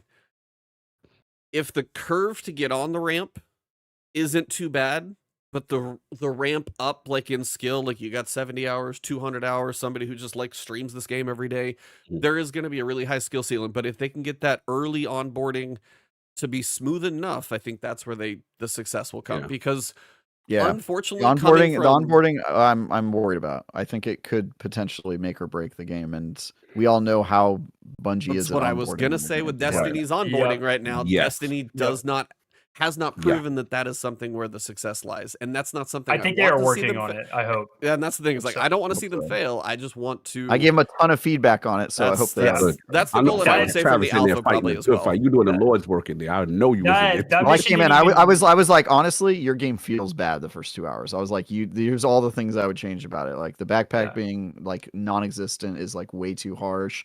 Like they need a little bit of a better onboarding. Because it felt so good to so many of us the second day. The first day, it was like maybe 30% of us were like, we're stoked. And then the other 7% were like, that sucked. It's just like, all right, it sucks, man. Sorry to hear that. Yeah. That's where I'm at on, because I mean, even watching the cinematic, I'm watching it and it looks like ship explodes in the sky, things are falling down, like it's kind of like a mind trip of a thing to watch, but I'm not entirely sure from like the couple minutes of the cinematic I watched, and I haven't finished it yet. I had an oven delivered today, and then I had to clean up after they had to like install. So like I didn't get to see as much of this as I wanted to. So that's why I was like, I don't even know where this thing ends. Scott, you're gonna jump in and I have something after you're gonna talk. Yeah, I was just gonna say that mission didn't even exist in the previous builds that I played. So I think they're acutely aware of the new player experience and how important it is. So I would hope it changes. With a game like Destiny, how do you onboard? You know, this is a completely new blank slate. There's no reason that it isn't a perfect onboarding experience, in my opinion. So now, to add on to that, I was going to ask, is there customization? So you can't, not yet. Okay, they're going to. I mean, they actually would. They wouldn't tell me what their monetization model is. They wouldn't confirm season passes. They wouldn't confirm cosmetics, but they did field a lot of questions about cosmetics and how Mhm. they're worried about doing it right because it's such a competitive game. You know, if you have a flaming skull for a head, then it makes you more of a target, et cetera, et cetera. Yeah. And also, Mhm. it doesn't look great in world, which we Right. all know how I feel about them doing crossovers and stuff that doesn't feel like it belongs in the game. Mhm. And so they're Mhm. trying to walk that line best they can at the beginning, and they're not Okay. really sure what it's going to look Yeah, like. if you But yeah, put a they weren't Santa able to hat answer in any of this those art questions. style, it's gonna look really weird, man. No, Because Exactly. I've had go it ahead, confirmed sorry. that they want to keep the aesthetic pretty tight. I mean, you Um, can Right. confirm that with the devs. The devs will always tell you yes. that. But Yeah, until you that talk is to the true. money That is true. people, That is true. the That is money people might have other ideas, and they're the Yeah. ones who have to monetize. And so I think it's a question we just don't know the answer to. And Yeah, I gotcha. wouldn't take Yeah. the developers we talk to word for it, because they're not going to be the people making I those mean, Marvel decisions. Rivals, for example, has a style. It's all TNA, but it's a style. Ah. But like when you have two different skins, it's still in the same aesthetic. It's not game breaking and that type of thing. If they Right. do like just a completely different looking skin, but it's a cosmetic purchase, but that's some way to kind of show yourself a little bit of flair, that type of Yeah. stuff I'm Yeah. okay with because it keeps Oh. with the style. But it's so unique. Anything out of this world is really going to look at a place like hardcore. The one thing I do expect they'll hold to is they said that a really important pillar of the game design is that when you see another player in the distance, you have to be able to know which character they are. And so I think that is important to balance, to be like, oh, that's a void, so I know he's going to go invisible and all that stuff. And so I think that no matter what they do with the cosmetics, which I fully expect them to go full cosmetic because it's Bungie, and also it's Sony, it's PlayStation, right? Mhm. So I expect that, but I think that they're going to have to figure out a way to make it so that you can still tell which character you're running up Yeah. against. In the short film, you see Glitch like sit down like a bunch of times, and every time she looks different. I think Yes. that Yes. could be how it kind of. Mhm. That's a good shout. That's a good That's shout. a good. Yeah, it's a good call out. No, this is good information. I know what you guys are saying there, because again, I'm totally aligned with E in the sense that it's good. I understand what it is now based on what you guys explained, and that skill gap's going to be there, but it's going to also need that new player that doesn't have to some carrot to keep that person invested where they don't quit, give up, and say, I can't do this. I'm getting murdered all the time. And I'm curious how they handle that part. And then we got to talk about the $1 million question now, which is the price point, right? We obviously there's been no Nobody knows confirmation, right now. Yeah. right? We're assuming it might not be free to play, and it may I don't be think so. right a $40 game, whatever, full price game, Yeah, whatever it's it not, is. I feel like they I think it'll be a full confirmed. price game. I feel like Right. Bungie confirmed recently it's not going to be a full premium, or it's Right. going to be a premium experience, but not a full price $70. I think that was like a Right. marathon reply I saw quote tweeted somewhere. Right. Could be wrong, but take that with a grain. But Right. I how would it expect the is- game to. I would expect it to be $70, but I Whoa. wouldn't. Yeah, I wouldn't. Oh God, But- no! Oh God, no! Travis. look, Oh. if it's not $70, I think the only reason that that's true is because of Concord. Mm. I mean, Because what that's- is there? yeah, How many yes, go. full price PvP focused games are there? Concord was one of them, and it was published by Sony. Concord was only Helldivers 40. was 40. Helldivers was 40. Concord was What? 40. Concord I was think 40. Wasn't Con- Concord was 40. Concord was Concord 40. Yeah, Concord Concord was wasn't a 40. full price game. Yeah, Helldivers and Concord was 40. But it's like, I guess my question is like, even with 40, right? There's a part of me that's just like, in this world of free to play and battle, like, and we're doing a very bespoke extraction, and it may be the best, but I'm curious about the onboarding and for long-term success, even if they have the most amazing product. Like, what do you guys feel about, let's say they come in at the $40 price point? I like 40 personally. From Mm. my perspective, it lowers the chances of cheaters, which is something that they have their work cut out for them, obviously. Well, And they've got I dedicated feel servers, makes it a little easier. true, and they have a whole they have a much larger security team for this. Like they have things built in the game, but I still think that price point lowers that. And I don't know. I literally have no idea. For everyone in All right, chat, don't we're just quote any of this. I speculating. Hey, have if no they let idea. This is all Nintendo games come speculation. out before this, it's going to look really good. That's true. Super Mario also, World out here. I think charging 40 for it allows having more free-ish events or cosmetics and stuff in game more likely as well. So I like that personally, but I don't know like what their seasonal model is going to be if you have to pay if there are battle passes if you have to pay for them. I don't know what that looks like. I've literally no idea. So Yeah, so I we think we're all there's guessing. no The shot. The reason I'm on the before you go, I Chad, don't, you I don't think think there there's is any shot. no it's free. shot at free to play? No shot. No, I don't Okay. think so. I give it a 5% chance just to throw you a bone. Just to give you They like, yeah, did. I- Chad is saying they tweeted out not full price though, so it seems That's like cool. okay, that's what I thought. I thought somewhere it was not Right, full so price. Not full price, but honestly, we've all 30 or 40. I'd talked be about happy with. we've talked about our problems with the monetization model of Destiny, and I just don't. I'm not going to give them any credit until I see. Yeah, fair the enough. worst one. Fair enough. fair. Fair I enough. think what the game, I mean, if it is $40, what it's going to take is it being like a lot, like it's going to take a massive amount of word of mouth, because it is going to be, you hear extraction shooter, that's going to be a wall and mental wall for some people. So it is going to take one, it can't just be I think most like, gamers don't know what an extraction shooter is. so Yeah, that I is agree. part of like, that's them probably trying to explain that, but explain it to a wide variety of audiences. That's going to be the hard part.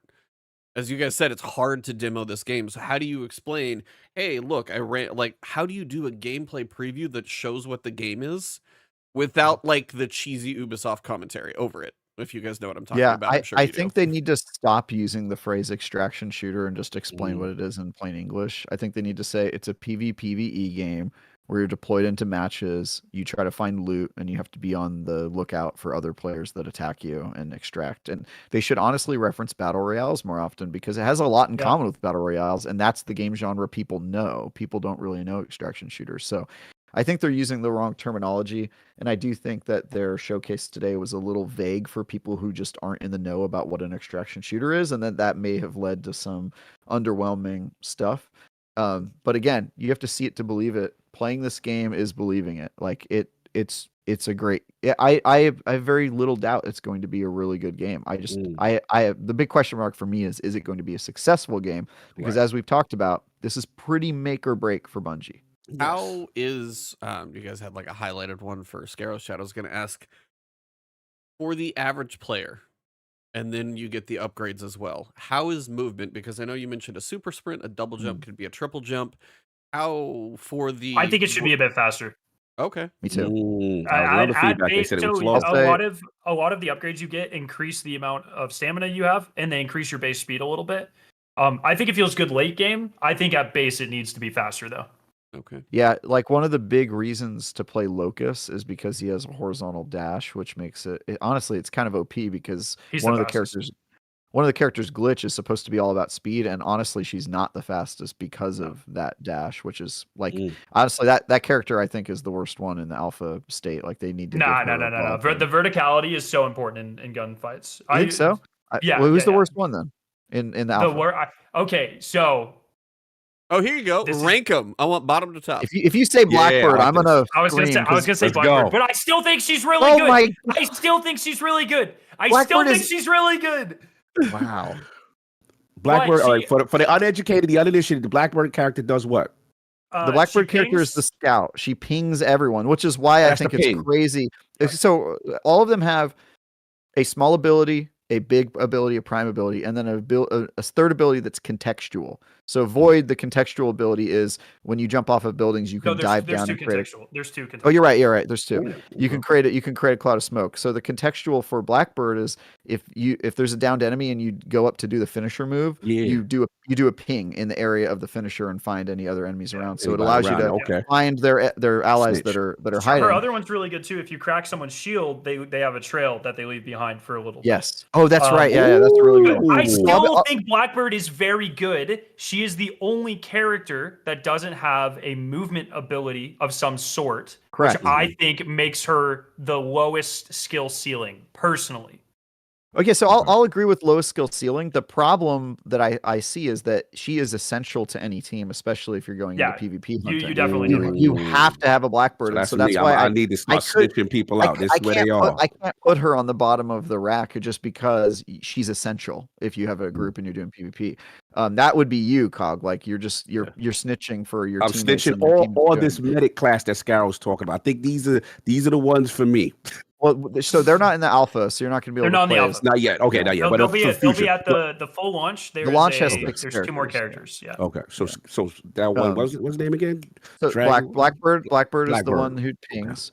Locust is sort of the one that you would think of as a Titan because they have a shield wall and they shoot missiles. But Locust so is OP because she is so fast. And that makes it kind of the opposite of what you expect with the Titan of being like slow mobility, high DPS. It's like, no, she's well defended and the quickest And quick. and shoots missiles. And so Locust is pretty broken in the alpha. I think they're probably going to have to tweak her. No nerf coming.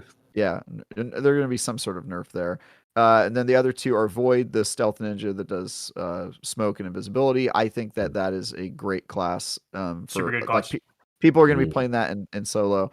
I would say the worst one is Glitch. I understand totally having the verticality. Verticality is extremely situational though, and I think she's outclassed in speed just based on Locust.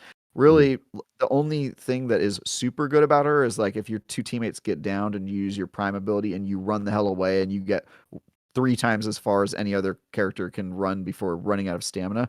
The game does feel a little slow because you have a stamina meter that you're constantly depleting. And then when you deplete it, you have to just like walk at a normal speed. And the stamina meter is not long at base. You have to upgrade it, and you have it's to like a slide and a couple seconds of sprinting. It's a slide, a couple seconds of sprinting, and then you are slow, like all over. Got it. And the regeneration is 5 seconds. Gotcha. Yeah, it takes kind of a while. If you're using the boost around as Locust, like you get maybe 1 or 2 of those boosts and then you're done again. And so you really have to play it smart early in the game, and then they only release that as you get better loot and get some of the upgrades, and then it becomes a little less demanding. But I think it does feel a little I get why they don't want you to just be able to sprint away, because it would make PvP kind of irrelevant if you could just run away from every encounter, right? So I get it. But I do think it's a little too punishing. Like you don't feel particularly strong. Like you run like a couple seconds and then you're like, oh man, I gotta stop again.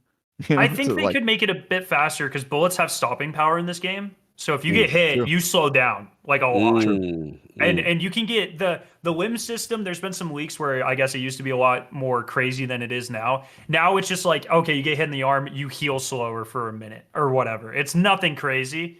And so like I think it could be a bit faster, but I'm a well skating movement kid at heart. You know what I mean? Like that's just me. So there's an item in the game called Cardio Kick where it's like one of the consumables. You pretty much just inject yourself with epinephrine, and it is it feels so goddamn good, dude. The entire game should feel like that at base. It just feels so good. You can slide 4 times in a row. You can it is just. I would have 10 of those in my backpack every run because you can get them from the black market and just from the black market coming in. You're just injecting yourself constantly so that you don't have to move like a sloth. Yeah. Got you. That sounds cool. It sounds cool. I like what I'm hearing on that. It's gonna matter of the gameplay, how it gets out to the masses. Obviously, the alpha is they're announced, right? They said they're gonna do April 23rd. April 23rd. Okay. And then now the game comes out exactly question. 3 months later in September 23rd, or is it 4 months? Yeah. May, June, we got July, the release date. 5 months. 5 months. How are we feeling about? Is it true that we drop it on the same day as Borderlands? Correct. Oh no! I don't think there's a lot of overlap between the two. I don't think there's any overlap. One is Uber PvE, one is Uber PvP. I really don't think. The only thing they have in common is they're both big budget shooters from beloved companies. But honestly, I'll be playing. I'm reviewing this game, so I'll probably be playing it that day. But I could easily. Don't worry. I'll play both of those games. Yeah, it's really interesting because it's like I have thousands of hours in the Borderlands franchise. I'm a huge Borderlands head, and the decision isn't even hard for me. It's like I'm playing Marathon at launch. No questions. No questions. No, I'm just kidding. I mean, we'll see if Borderlands 4 actually ends up being good. If it were as good as Borderlands 2, I would choose Borderlands over Marathon. But Marathon is. I mean, it takes a long time for Borderlands games to be good. I know you guys are in the bubble, but the popular vote. No, but it's not. I mean, Borderlands 2, they're I heard not trying to make the 3 best, was the not biggest thing that ever, right? liked. No, I understand it's fallen off. I understand that. I'm sorry, Scott. My point is, I feel a little bit more optimistic about the future of Marathon than Borderlands, just because Borderlands is sort of on a feeling outdated in the genre that they invented. Right. Loop that I was a Borderlands 2. I have every achievement in Borderlands 2. I'm like die freaking hard at Borderlands. But when I played 3, I bounced off that quick, and I'm worried about the future of Borderlands 4. But I don't think there's a ton of overlap because if you like PvP, the choice is obvious. If you like PvE, the choice is obvious. I'm just talking about putting them. We know how critical this game is for them, and I just want them in the best position to win with the zeitgeist to their self. You know what I'm saying? And I'm just worried that the popular vote, even though we may, and I agree, I'm not playing Borderlands like that either. I'm just worried about the casual guys saying that's the game I'm getting, and them not having the best chance to win. So I'm voting for them to move their date. But even that, like, just Borderlands has never been a viral game, though, right? Like, even the first 2 games, the second game got popular quite a long time after launch, but it was like, it wasn't like a fucking thing, you know, a thing right at launch. It's not like I don't know. I've never opened up Twitter, even when trailers are hitting. It's like, I feel like Twitter isn't mostly Borderlands stuff. Like, it's not. It is more of a cult classic, in my opinion. I do think maybe you're in a bubble there. Maybe, Sparrow, but I'm in a Destiny bubble. think, You think it would be amplified? no, the Destiny bubble is going to amplify Bungie stuff. Looter shooters. I mean, Anthem was huge in our bubble. Diablo was huge in our bubble. Borderlands didn't hit any of that. I think Borderlands has a larger bubble of influence, and that people who don't even like looter shooters play Borderlands because they have like, fond memories of it and that sort of stuff. But I do think the overlap is probably going to be minimal here. And honestly, I really love the idea of jumping into Marathon and then, you know, I lose my purple backpack and my purple weapon and I get frustrated and then I go, all right, time for the power plant. Borderlands. Yeah, so I think that could be a good loot too. Is you know, you get frustrated and you take breaks and you jump back and forth. So yeah, because it is stressful. I will say, playing Marathon for long periods of time, it's like every match you have to go in on high alert. You cannot like, oh, let's just go in for a casual game. It's like, no, if you're bringing your loot with you, it is not casual. It is sweaty immediately, right? And so if you want a casual game, you got to like put your blues on and keep your important stuff in the vault, and then, you know, go in with like your worst gear if you want a casual match. That's really 2 final questions, and I give it to you because I've been talking a lot. They mentioned exotics in the thing. Did you guys see any exotics? And then Legendary? the second, oh, legendary. Okay, He kind of described them as the gold. gold. The gold. Yeah, it's gold. called gold. Okay. You know, whatever. Got it. And they had distinct features. The invisibility backpack, the golden shield, which I don't know what that one did. Scarrow, did you have it for a while? The golden shield. No, that was the mod. What did it do? It's gold level though, because that was like gold specific.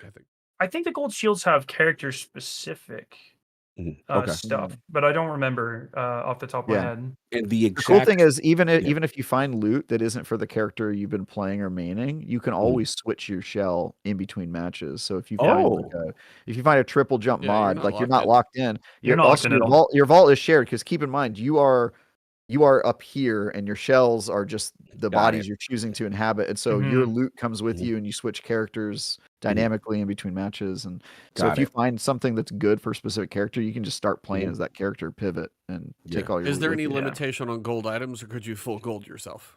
You can full gold. Okay, yeah. The gold weapons were not in this goal. build. The gold weapons are the big draw. They literally change how the gun works. So like I had an SMG, got the gold SMG. It went from the bully Travis. It went from being regular. Bully's so good. Oh my god. It is so good. It started shooting 5-round bursts, kind of like the Burt, but it was like all at once, and it was disgusting. It was disgusting. The bully is an SMG that you can get a like moderately good scope on. Like, it's not even one of the it's better than the auto rifles, and you can snipe it. You can snipe with it. You can shoot people through windows, and I mean it's like an insane weapon.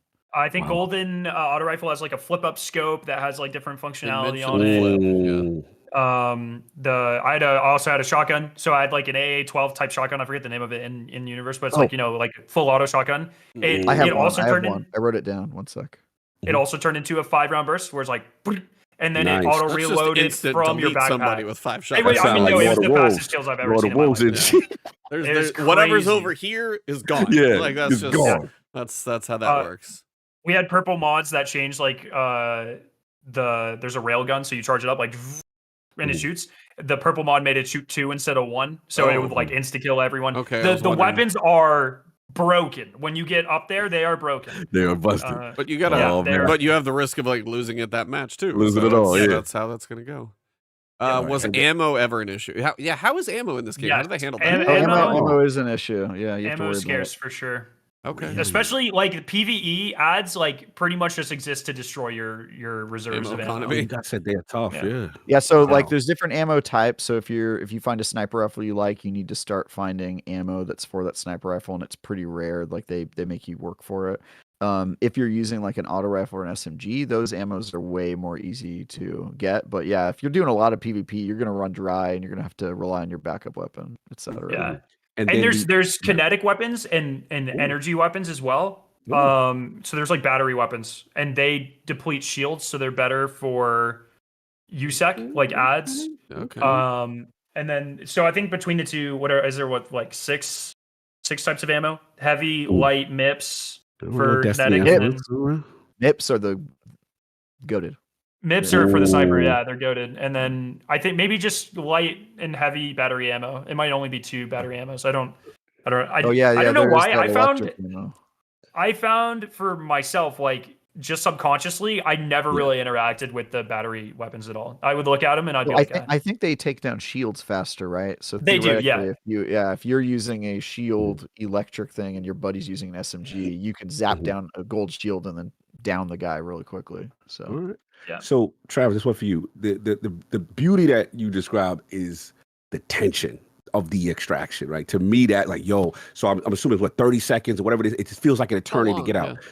Yeah. What's the time limit? 30 seconds. When it gets down to 30 seconds, if everyone is in the circle, the counter goes down to 10, and you only have to stay in for 10 seconds. But the area where like you're calling it, it's preparing for the exfiltration, shooting the beam inside. That's like maybe a minute 45 or something. Got it. So again, give me the visual. It's like some old Pillar of Autumn. I mean, what's the Hammer of Dawn type energy? You ever seen the Avengers? Yes. That blue laser in the sky? Yeah. Okay. That's exactly what it looks like. And Now the entire map can see it. It can see everybody like it's going down. So now the question is the extraction, the physical representation, the aesthetic of actually extracting. Is it like a beam up? Like how do you get out? Yeah, you get yanked. Which actually, this is a very funny thing I found out mistakenly. You can see it in my preview footage.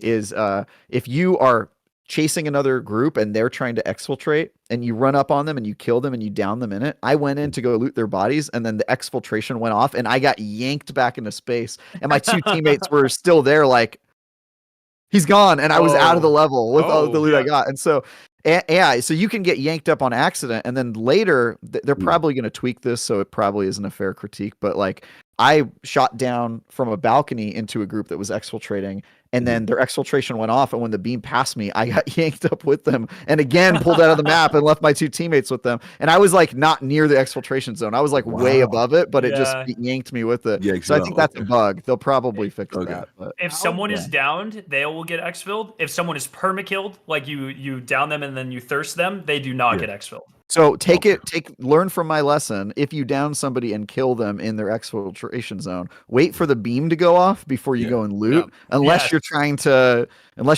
leave, because you can use their exfil, which is very funny. Because I went to loot him, I opened his backpack, and then all of a sudden my screen started blurring, and I was like, just yanked out of the level. That's hilarious. Yeah, it's pretty funny.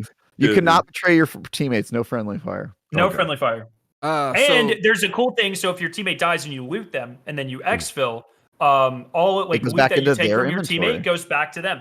So you can't grief your teammate. You can save me for being garbage. Yeah. So the other thing you can do is not just save you from being garbage, but like if I give you my purple weapon and then so like at the beginning of the level, I drop down a purple weapon and I go, hey, use this. We could exchange. And then we complete. No. So we can't exchange because at the end you of could the drop level, stuff for me. I could drop it. You can use it, and then when we exfil, it goes back into my inventory because it's my item, right? And so then I just have to give it to you at the beginning of each level. You gotta keep your buddy alive, but if they stay alive, you can kind of. If they stay alive, you get it back. Exactly. This is a really cool question in chat. I don't want to miss. Is there a visual indicator of how many players are still in the game? There's never an indication of how many people you spawn in with or how many people are left ever. So it's super tense the entire. But you always have to play like you think someone's on the map.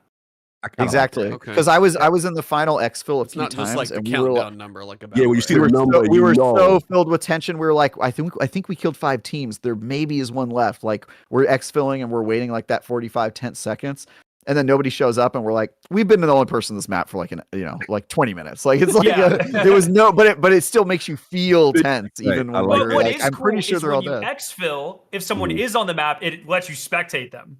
So it's like you're like, oh my god, that person is literally 10 feet from me. Like they almost killed me, and we barely got out. So question on, so you say what? Dire Marsh, 6 teams, 18 people. 6 extraction zones, possible 1 in the middle that you can PvE your way to use. It's not in the middle. It's hidden. It moves. It's somewhere Somewhere. else. Yeah. How big are these maps? How long to maybe like run to the other side, or how big? Like I'm trying to. I You can't can cross visually really place it wide. in my mind. You can cross Marsh Star is Marsh in wide. like maybe 3 minutes. It's kind Yeah, of long. I'd say top. Yeah, I'd say top 2.5, 3 minutes, maybe a little longer, because the back sides of the long you'd never really go. Like the POIs are closer than the edge of the map. Yeah. So maybe like 3 minutes by 4 minutes, something like that. I'd say so the quickest someone can exfil is 55 seconds. If they hit it and then they're standing in the ring immediately. I would say if you're more than 1.5 POIs over, you're not catching them. Maybe if you get there in time, you could down them from a distance, and then they would just exfil, while down. Because you can do things like hide and smoke or hide behind the exfil beacon machine, and there's like if you're pretty sure that there's no one around you, which sometimes you can get a sense of just because you're not hearing gunfire, like people usually shoot. If you're not hearing it, you can exfil. Even if you know they're running toward you, you can kind of pretty safely be like, all right, even if they got to us, they're not going to be able to kill us in time. So there are situations like that. But yeah, the big map, Dire Marsh, is like maybe 3 minutes to get across. If you're in the smaller map, they can get to you no matter where they are on the map. That's what I was going to say. So those are always... The small one is small. Like I really like the second map. I can't wait for people to see. Is it in the alpha? I haven't played, right? No, you played. Perimeter. We can say the name of it. Perimeter. Oh yeah. So there's both of those maps are the only two. Okay. We couldn't share gameplay at Perimeter today. I think it's still more work in progress, but it's got a very. I like it a lot. It's very wheel and spokes. Like there's like all the POIs are on the outside, but they all kind of culminate in like a little thing in the middle. The hottest of hot zones, right in the middle. Yes, yeah. It's pretty fun. And this is the kill box right here. Yeah, and it's and you can spawn there, by the way, very quickly. It's wow. You just spawn in. The spawns, by the way, are really funny because like the longer you play in a map, you start to know like, oh crap, we spawned in this area. That means that there's probably a team over there and a team over there, and you can just run straight to them if you know like the spawn, if you have the spawns memorized. Yeah. And I really like the second map. It's good. I like it better than Marsh. It's got a lot more interesting like verticality. I'm interested to see Perimeter. No, I like Perimeter better. Perimeter. Okay. Yeah. I'm not talking about. How was the verticality? Because Marsh looked pretty flat from what I could tell, but I don't have a. Marsh is flat, but every POI has like 3 or 4 levels. Yeah, there's like tunnels unless you're fighting out in the swamps where there's no verticality at all. Like every zone that you're in, that you're looting and fighting things, you're jumping up railings and moving around, and they have ladders placed, and people love to get on top of places and then. Well, that's why you said the verticality of glitch. If you could get on top of, that's right. There are straight up rooftops you can get on with glitch that you can't get on with any other character. Yeah, I mean, that's definitely true, but I just think they at least in Dire Marsh they offer like ladders and other ways to get up to the vast majority of areas. I never felt like I was like, oh well, if only I were glitch, I'd be able to do this thing. And also, her double jump isn't that crazy. Like there were still some areas where I was like, oh, I'm just gonna have to take the ladder, 100%. I don't know. I think she's the weakest. I'll be interested to see if my mind changes on that. I would imagine everybody has their own play style. It's kind of on a hill, so there's like natural elevation to the map. Yeah. It's really cool. Nice. Those rocks are a death sentence too. If you're traveling through that rocky ridge, because there's so many places for people to hide in like the tree line or whatever. It's like. We were just hunting groups that were walking through those rocks. It's just like, dude, so many choke you're points. Screwed if you go down there. You can throw a chem grenade, which like shoots acid everywhere, and then just makes like that terrain even worse. Yeah, it's very funny. In the first build I played, there were no death boxes on top of the mountains on the map, so we Skyrimmed all the way up the mountain, and we were sitting on top sniping people. Yeah, you broke it. And of course you did. I mean, you're like literally 200 feet above everyone. It was pretty funny. Quick questions for either of you guys: fall damage and silencers. They confirm fall damage in the fall damage is pretty intense, but 3 of the 4 characters can negate it. If you double jump right before the ground with glitch, if you boost right before the ground with locust, or if you smoke dive with void, you can negate it. Blackbird, as far as I'm aware, has no way to get around fall damage. Yeah, that's true. All damage Yeah, sounds she's rough. the least. She's the least mobile, but it's because she can ping literally everyone on the map. Yeah. Is She also has a there drone she can throw out that hunts people down, marks them on the Oh. map, and then explodes in their face. Oh, And when it sounds like my explodes, playstyle. it overheats them, so they can only like Yeah, they crawl can't use their away. They can't powers. sprint away. Honestly, Blackbird is like I'm saying. She's essential. You have to have at least one Blackbird. She's kind of a troll. Central. You talking about noob language? I love this. I snitch, and then I can go put this little drone and search you out and take powers away. Well, the drone isn't that powerful. It walks like a couple feet, and if it can't find anybody, it kind of just gets lost, and then It's like, dies do on you its remember own, when the but- baby screams would just like run up walls and like do the? Yeah. It kind of does that. It's pretty much the same thing. It's probably the same AI as baby screams, to be honest. But is there anything like a heavy weapon beyond a sniper rifle? yeah, there's Uh, LGs. Yeah, Okay. but light machine guns. I don't think I saw any rockets or anything. There were no rockets in any of the builds I played, but in the ASCII art from the ARG, they were doing 3D ASCII art, and there was definitely a rocket in one of those. So Interesting. I have no idea what that is. That's Mm. interesting. And that's yeah, something they can probably somebody add in asked over about time in seasons silencers. too. I Yeah. don't think silencers are a thing. I think part of the game design is if you're shooting, you're telling Yeah. people where You you tell are. people where you are. You want to know it. I do And- think they need to work better on the PvE stealth mechanics because I was playing as Void and wanting to run around a facility and knife out robots and loot and kind of like not give away my position. And they make that very hard in this game. The knife really doesn't work against PvE that much. And so I think they need to work on like a way to stealthily take down points of interest. I also think it would alleviate some of the complaints of people being like, well, it's impossible to not engage in PvP in this game, and the Mhm. frustration of people who just want to like avoid PvP as much as possible. Like if there was a way to stealthily take down areas, I think it would help a lot. But I didn't feel like they were there yet. Assassin's Creed I could tell they Marathon. wanted that. I could tell they wanted to be there because the enemies clearly have blind spots and you can walk behind them and you can do stealthy stuff. I just felt Yeah. like there was no way to kill them stealthily, and I think they Yeah. need to work on that. There should be Another- takedowns for PvE. Another crazy thing about the AI is the sniper AI will shoot you from further than I've ever seen an AI shoot. Oh you. yeah, any Oh, video. man. they're nasty. Okay. They're Yeah, nasty. It's I'm from like so far away, and they hit, they slide, they jump, they mantle. Like from a distance, it'll look like it's a player. You'll get Ooh. domed, and it's just like, oh, that's actually just a sniper ghost. Actually, the Damn. ghost commander. It's Yeah. The and PvE every Very time solid I AI, watch- it sounds like. every Wow. time It's I've heard possibly Joe the Ziegler best give AI I've feedback, seen in a game. I was hoping for some Titanfall type AI and PvE. every time I hear fodder. Joe Ziegler talk about it, he always goes, "Oh, they're not hard enough. Make them harder." And they've gotten harder every time I've played. I kind of think he's right. I still think they should make it a little harder.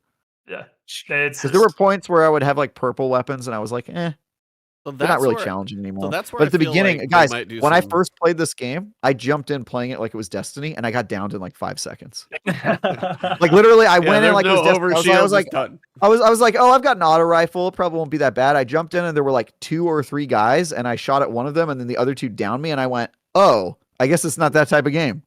Mm. Never made that Interesting. mistake again though. You have to like be tactical when you approach a building. Garrett, win condition on non-extracting people. There's an overall time limit. Get off the planet, blow up. What happens if You you, have to don't exfiltrate. extract? There's just die. no win con. You just die. There's no time. There's no time restraint though. Right? There's no like map. No, time. there is. Yeah, 25, 25 minutes. minutes. At the end Okay, of 25 25. minutes, it gives you one final exfiltration point that anybody who's still left on the map has to go to. Got And then it. you have 5 minutes to get there, and then it zips battle off. for the final So escape pod. Kind of the longest you can be on a map is 30 minutes, and at that point, you've passed the point where you have other options other than the final exfiltration zone. Mhm. Got it. Okay, that's what I want to know.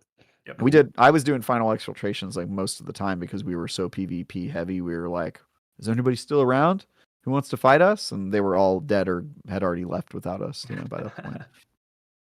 Sounds good. Yeah. I mean, we've just been covering a lot. I keep thinking, but you guys have touched on so much stuff. So much, yeah. It's going to be so like, yeah. I encourage you, even if we don't think. I encourage you both to play the alpha, and I really want to I'm talk. sure. to you Believe about me, I'm I'm that. definitely definitely try playing. it, I'm definitely yeah. gonna try. It's Bungie. I'm trying this. Yeah, sure. No, I mean, my goal is to hopefully play it and give it a reasonable shot. It just will be how often I play. I think it's something like I do want to kind of touch on because it is even. There's times where I'm like, hey, I really don't know about Bungie, but it's like, sometimes just shooting a few enemies in the face feels good. Like the gunplay and like the physiology of the way the heads explode. Like there's certain things they get right. So it's like, I'm not too worried about wanting to go in and be like, I might die in like 20 seconds, but I might, try a couple of runs, go in, see if I can do anything. Yeah. So it's like I'm not too worried about that. It'll just be more I don't how think often and how frequent.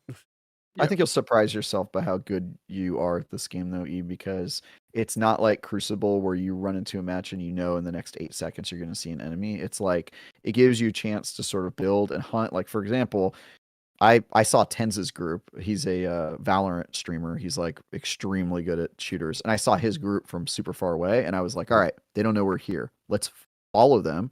Wait until they encounter another player group or wait until they're in like an open area. And then we waited for them to cross the swamp and we just threw a ton of grenades and just like we had a chance to put that better player in a position where they had very little chance of beating us because we had the jump on them, right? And so you can do stuff like that where you can play smart, and that dynamic doesn't really exist in a straight up PvP game because there's no like surprising your enemy in a arena shooter or whatever. They know you're coming and there's only one way to kind of approach that. And so in this one you have more like recon and stealth options and ways to take out the enemy in unsurprising ways. Also important to note, PvP is not mandatory in this game. If you get to the final exfiltration zone and there's another team that just happens to want to not fight you, you guys can just stand in the exfiltration zone and go out together. Wow. There's nothing that makes you kill each other. That didn't happen with me because I'm bloodthirsty and a monster. But like, if you go to an exfiltration zone and you see everybody's teabagging and you teabag at them and you kind of realize, all right, this doesn't have to be violent. It's sort of like the same rules of Sea of Thieves of like, how much do you trust that person because they don't have to blow up your ship and take all your stuff, but they could at any point, and so you have to build rapport and a level of trust with them. Give me 1 second. I'm just gonna try and switch Discord servers. Okay, cool. Yes, sir. Cool. I just switched it to Central, which is between all three of us. So Was I bugging out? You were a little, but it hasn't been like the whole time. So see if that refreshed it or something. Nice. What are you guys' thoughts on proxy chat? Because I sent you guys something where Marathon said they won't have It proxy. should be in the game, and I already told them that. I said you need to put it in the game right away. Okay. Same, and I think after the feedback today, they will almost certainly be working on it. Bungie always does this, where they say, "I don't know, it's a little toxic." I went and reviewed Destiny 2 for PC when it was coming out for PC for the first time on site at the Bungie HQ, and they didn't have text chat on the PC version, and I was like, that's a mistake. And everybody there said that's a mistake. And they were like, we're not going to put it in the game. And then the game came out and they were like, yeah, it was a mistake. And they added text chat like right away. So I think if it's not in the game at launch, it's going to be there 6 months later because it's almost essential. Like the ability to kind of understand. I'm not saying like you need to be able to hear them talking from like a mile away. I think that would probably be overkill, but like to be able to negotiate the like, hey, let's not do this, or hey, let's. I think that's. I've actually heard some cool clips of people being like, "Please don't kill me. It's like my first game," and then you see like they carry that person all the way to the end because it's like, okay, let's work together. Yeah, I'll help you out, and we'll get you a win. Because I've seen some people, they're like, they win all the time, be like, I've never win, I always died, and they're like, all right, follow us, we're gonna take care of you, and I'm like, those are actually cool stories. I was like, that's kind of awesome. So I got in one encounter where it was very clear the other team was not trying to fight. But I couldn't talk to them and I didn't know which group they were in the studio. And so I was just sort of like, I have to kill you because I can't turn my back on you and like trust that you're going to be okay. But if he had the ability to speak, I might not have killed him. He was hiding in the corner in Void in Viz mode and I found him and I was just like, sorry, I'm Blackbird. I know you're there. I have to kill you. And so I killed him and assassinated his corpse. And I was just like, sorry, man. Tough world. Tough world. I am a stone cold murderer. It's true. Travis, no mercy. Scarrow. Look, if proximity chat were there, the story could have been different. He could have convinced me, but like, give me your blue gun and I'll let you live. Yeah, no proximity chat. I don't know whether you're hiding, waiting for me to turn my back and ambush me, or if you're hiding because you don't want to fight. And if you could communicate which of those two you are, I might believe you and be willing to like let it go, right? Yeah. But I just wasn't willing to take that risk. From downed position, which I love that feature when you kind of, and then the person can do the fight. Is there any idea or thought of doing like a Call of Duty final last stand, or they like, nah, they want to keep you in that vulnerable state? No, but you can only be revived. If you have certain items on you, you can self revive. Yes. If you stay away long enough, you can get yourself back up, and then use healing items to heal yourself. But if you get fully downed, then you can't do that anymore. It's only you can't. Then your friend has to come and get you. I think there are so many gameplay elements that I think they like you being that vulnerable position because it makes the other team make the decision. Am I going to go approach them and either take them out permanently or use it to get information about their team with someone like Blackbird. Wait, what? So if you finish someone with Blackbird, it pings their team no matter where they are. Yeah. No, not the ping out. It's one of her passives. If you finish them, it'll ping their team. Even if they're, I have a really cool clip on my in one of my videos I put out today on all the characters where I'm talking about Blackbird actually.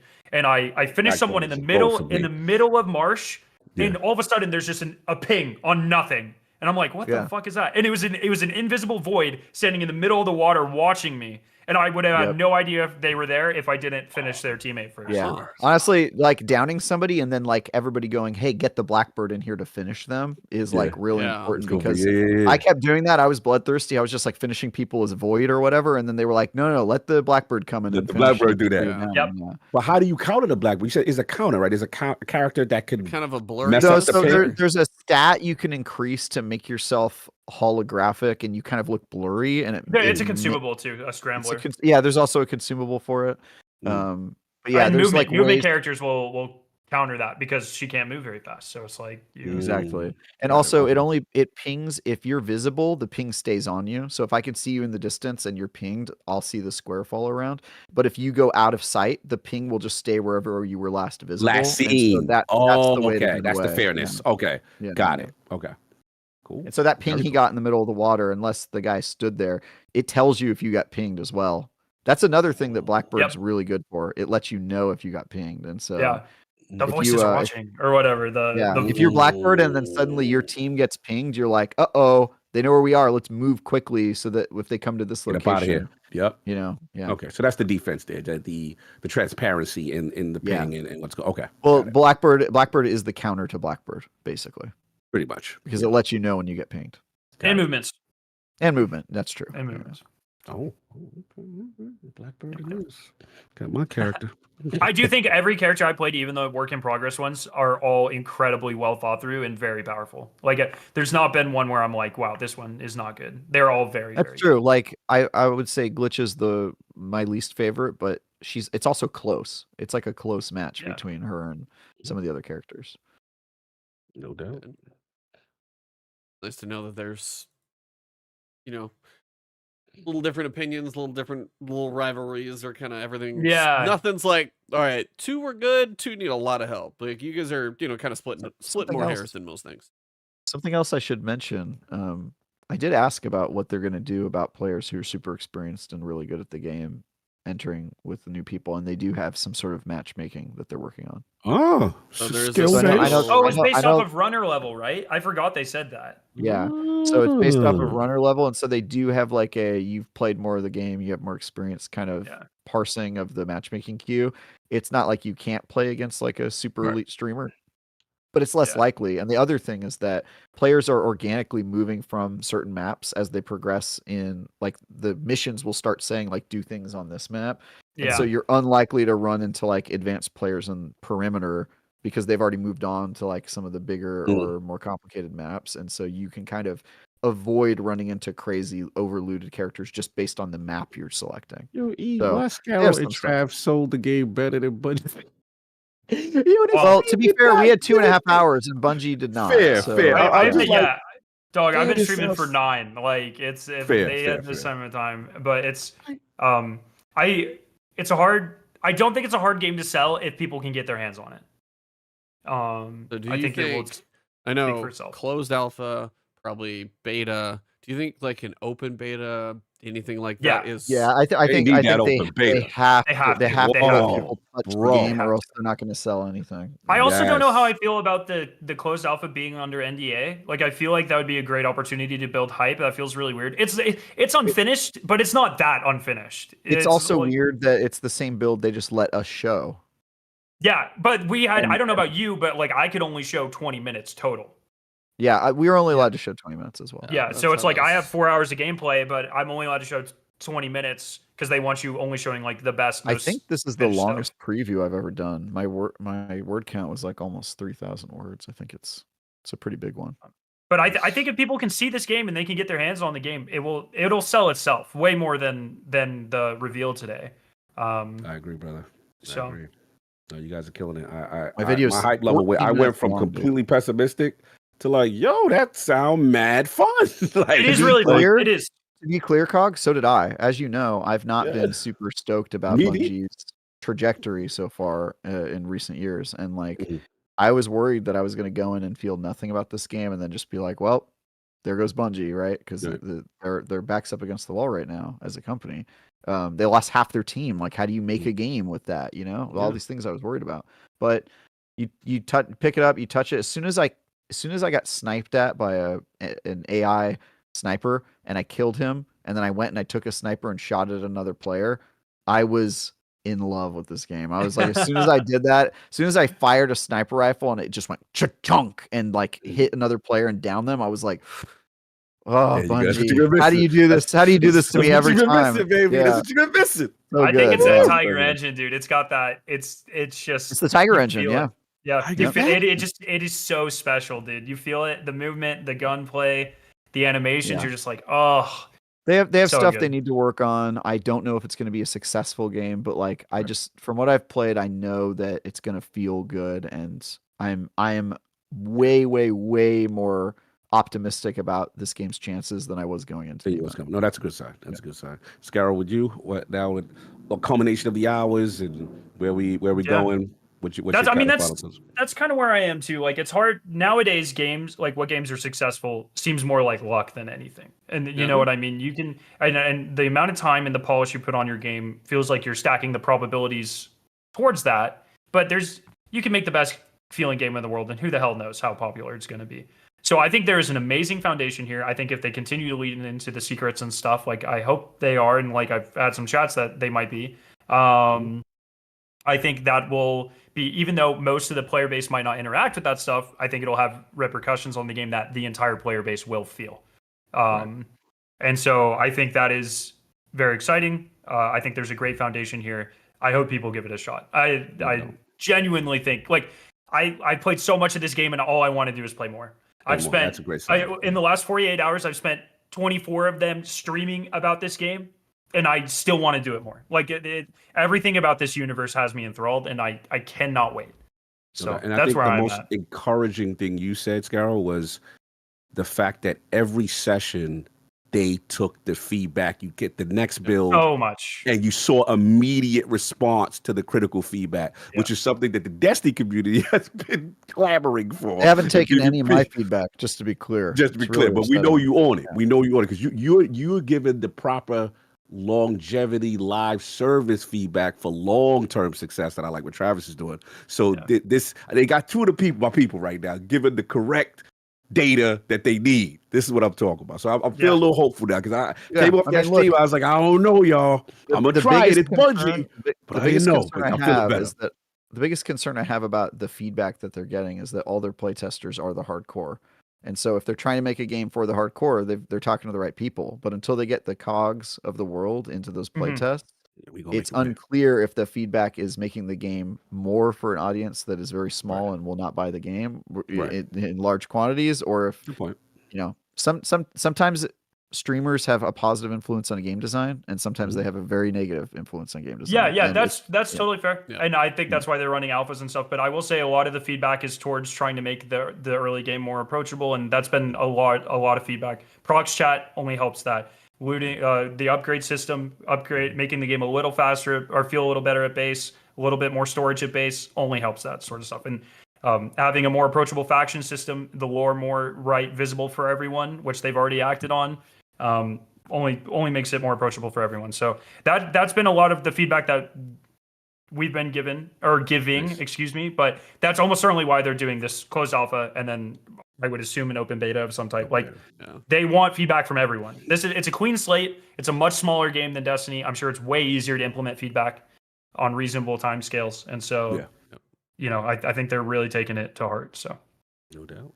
I mean, that's all I got. From everything I'm hearing, the feedback you guys have given, and then just the visuals, the music, like certain pieces have me there already. And then Travis said fire a sniper one time and you got me hooked. I'm like, I love those moments where I could like snipe a little bit and have a little fun. So if I can even get a couple of those moments for me, I'm gonna I don't get a lot of them, but if a few of them click, it's It's like a pretty good golf shot, and you're like, what keeps you coming back to golf? Which I have not played forever, but it's the good shots that keep you coming back, even though you have a lot of crappy ones.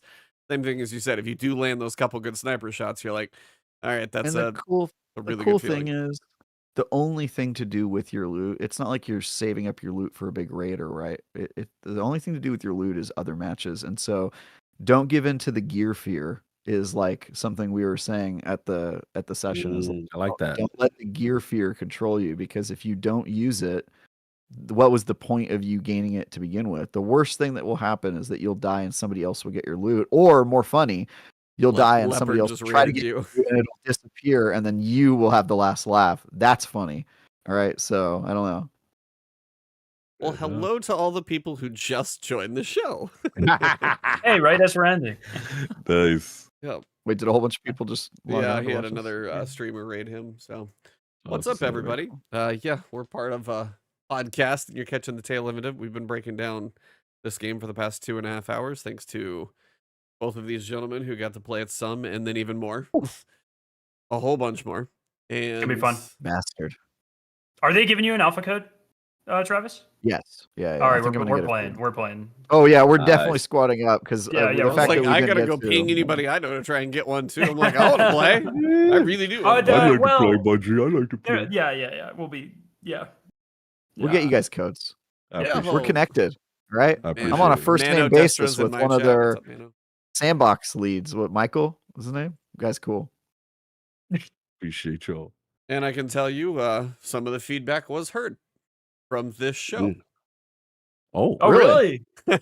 Nice. oh, Watch shots being added, confirmed. Let's go. Let's Oh, go. Yeah, that's- proximity chat is already being No, developed it's just right like I know somebody who wanted to listen, so I pinged him. With Nice. That's what's up. now. Gotcha. Very cool. It. Yeah, actually, what was funny is I walked into Bungie Studio. Their staff has changed a lot over the years, so I wasn't sure anybody knew who I was. So I walked in, I was like, "Hey, I'm Travis with IGN," and they like all looked at each other and they were like, "We know." Like I was stupid. They were like, "We know." I was like, "Really? Nobody knows who I am." And they were like, "Dude, we've watched The Last Word. We've seen you." And I was Oh. like, "Oh, damn." I was like, "That's pretty cool." They're just like a bunch of Bungie devs who are like, "Yeah, we That's know you awesome. from The Last Word. Oh, that's We know you awesome. from Fireteam chat." I was like, "Oh, that's awesome. sick." Yeah, that's awesome. Yeah. Bungie's plugged in, man. They're good Yeah, people. they outside. They outside. There. So what I will say to anybody who has a question about the game, this is where you need to figure. This is what you need to listen to. Not us, any streamer, any content creator who can give you that deeper dive from the hands-on content, what they got to play, because Bungie seemed to have given you a tease and then like a cinematic like spectacle because it's so detailed. Like I downloaded it in 4K, it looks so good. But it's also there's a lot of questions that follow that. Go find the places where you can get the deep dive so you can figure out, does this speak to you? Are any of these pieces going to get the hooks in you? Is that where you're going to bring all of this together and be like, okay, I think I got enough information. I'm going to give it a shot. There's some things to worry about. Some of it sounds cool. They're working on some things. And then the biggest thing you can do is try and get into the alpha through the Discord, which you can go join and try and get your code in there. And the biggest thing I can say to anybody who tries to give feedback, give it constructively. Because if you're an asshole, it's pointless. That's all I can tell you. Like they will listen and be like, this doesn't feel great. That's helpful. You got to tell them why. But it's like, if you just like, this sucks, like that's pointless and nobody cares. So yeah, try and give your like constructive feedback, because I think anybody who's watching a stream or listening to anything about this has either a piqued interest, already likes the genre, or is at least curious about something new from Bungie for any number of reasons. And if we can all try and make it as best as possible, it seems like this is a game that they're open to hopefully doing that. Absolutely. Well, I look forward to playing along with y'all. indeed. It's gonna be good. Likewise. As we wrap up the show, I'm going to post this on everywhere I can, probably tomorrow when I get done to rendering this thing, since it's not a short show. But we'll go around the horn. Scarrow, you're first. Tell everybody where to find you outside of the many people watching you right now live as it is. You've become very popular, sir. Congrats. YouTube Scare 9 and now co-streaming on Twitch. Yeah. Who thought? Congratulations. Thank you. Twitch partner plus or something. I don't know. It's been a crazy. It just kind of happened. So here we are. It's been fun. I'm looking forward to this game so goddamn much, man. It's gonna be good. Nice. It's awesome. Nice. Trev. Yeah. I'm reviewing Schedule 1, the game where you make drugs. That will be up probably Monday or Tuesday. I'm going to I can't really talk about some of the other stuff that's coming up, but you should look at my GDC coverage of I think I previewed like 7 or 8 games that week. Den of Wolves, the heist game. Some of the other ones were really cool as well. So check out those, and I'm on IGN.com. You could also follow me on my socials at TyGuyTravis, Blue Sky, Twitter, all the rest. I try to post there when I can. I basically only post the content I've created. If you're looking for my opinions of various things that are not gaming related, I don't know. Text me. I'm not gonna put that on social media. I'm not a sociopath. Cog, what are you doing? Not much, man. Busy. Getting ready. We got a lot of games coming. Hopefully, Expedition will be one of them. And then I just finished coming off the which is South of Midnight, and then I got a KCD2 spoiler class I got to get done. But a lot of stuff. Obviously, the marathon came through right at the perfect time. So this is a perfect reunion to bring back the last word and talk with you guys. I'm super pumped to hear what you guys got to say, because now my excitement level is up. So yeah, man, I'm hyped, man. Yeah, trying to keep my head above water, playing one too many things at the same time. I will tell you, if you want a good, damn near freaking immaculate puzzle game, go play Blueprints. And I know Yeah, it's I one of gotta those play it things. at some point. I was gonna say Scarrow. That's a good one. This game, like you and your puzzle, You have to bring your mind and notebook all out. this. My Yeah, you gotta, wife is taking notes. yeah, I'm on sitting her here notebook. decoding like codes and stuff. It's not gonna be like an ARG level, but dude, you're gonna love the puzzles in this thing. It's a really cool idea. Played one of the best Souls-likes I've played recently, and then I'm previewing a game that, like, in the first hour got the emotional hooks into me. So I'm all over the place right now. I'm Ebontis, Cheetah, wherever you find me and see me. But Scarrow, one, I want to thank you, Travis, you as well, for giving us your time on the weekend on a busy day. Scarrow, letting us kind of hijack your Twitch stream for a couple of hours. No, thanks for letting me be a diva, dude. I hate to, like I said, I hate to be the complicated one, but thanks for working with me. No, I mean, I appreciate it, because I had my chat open and your chat open at the same time, and I was kind of reading both of them, so it actually worked really well to get a lot of feedback and comments from everybody. So honestly, give Scarrow a lot of love, everybody. We got to steal his time away. Travis, thank you for giving just all of your opinions and critical thoughts, because like some people may say, I will say some people in chat may be like, oh, it's just IGN. I was like, I will tell you, it's like watching Travis for as long as I've known him. He has a very good critical eye, and it's fair. So it's like, if something is a question or worry about success, that is just from the industry experience that he's been in, and I always appreciate having him here. And then, like, Scarrow, just love to see your hype and stuff for this one. Love watching the ARG and all the stuff you've been doing. It's so cool. You see how proud we are to see Scarrow on the screen, though. I was proud. Thank But you. yeah, and if you want to see me talk about Marathon with 2 people who know nothing about this stuff, Bitcast tomorrow morning. It's gonna be the opposite of this conversation. You're gonna be Instead of a bunch filling of them in. people, I was instead of a bunch of people who are like super in the know, it'll be people who know absolutely nothing what they're talking about and telling me why. That's gonna be interesting. It'll be very cool. Yeah. That'll be the other side of it. So, all right, everybody, this is where we're gonna wrap up the show. Scarrow's gonna continue his stream, but for the last, I'm gonna end soon. I gotta go crash. you gotta go hug your wife too. Go hug your wife. You gotta dude, be oh on my fumes, god, brother. I have to go apologize so All right. profusely for the last week. Bungie, Well, please no more ARGs for like another month or so, Yeah. please. Well, for this episode, an awesome day for everybody. Hopefully, everybody has a wonderful time. And for this one, it has been the last word. Last word.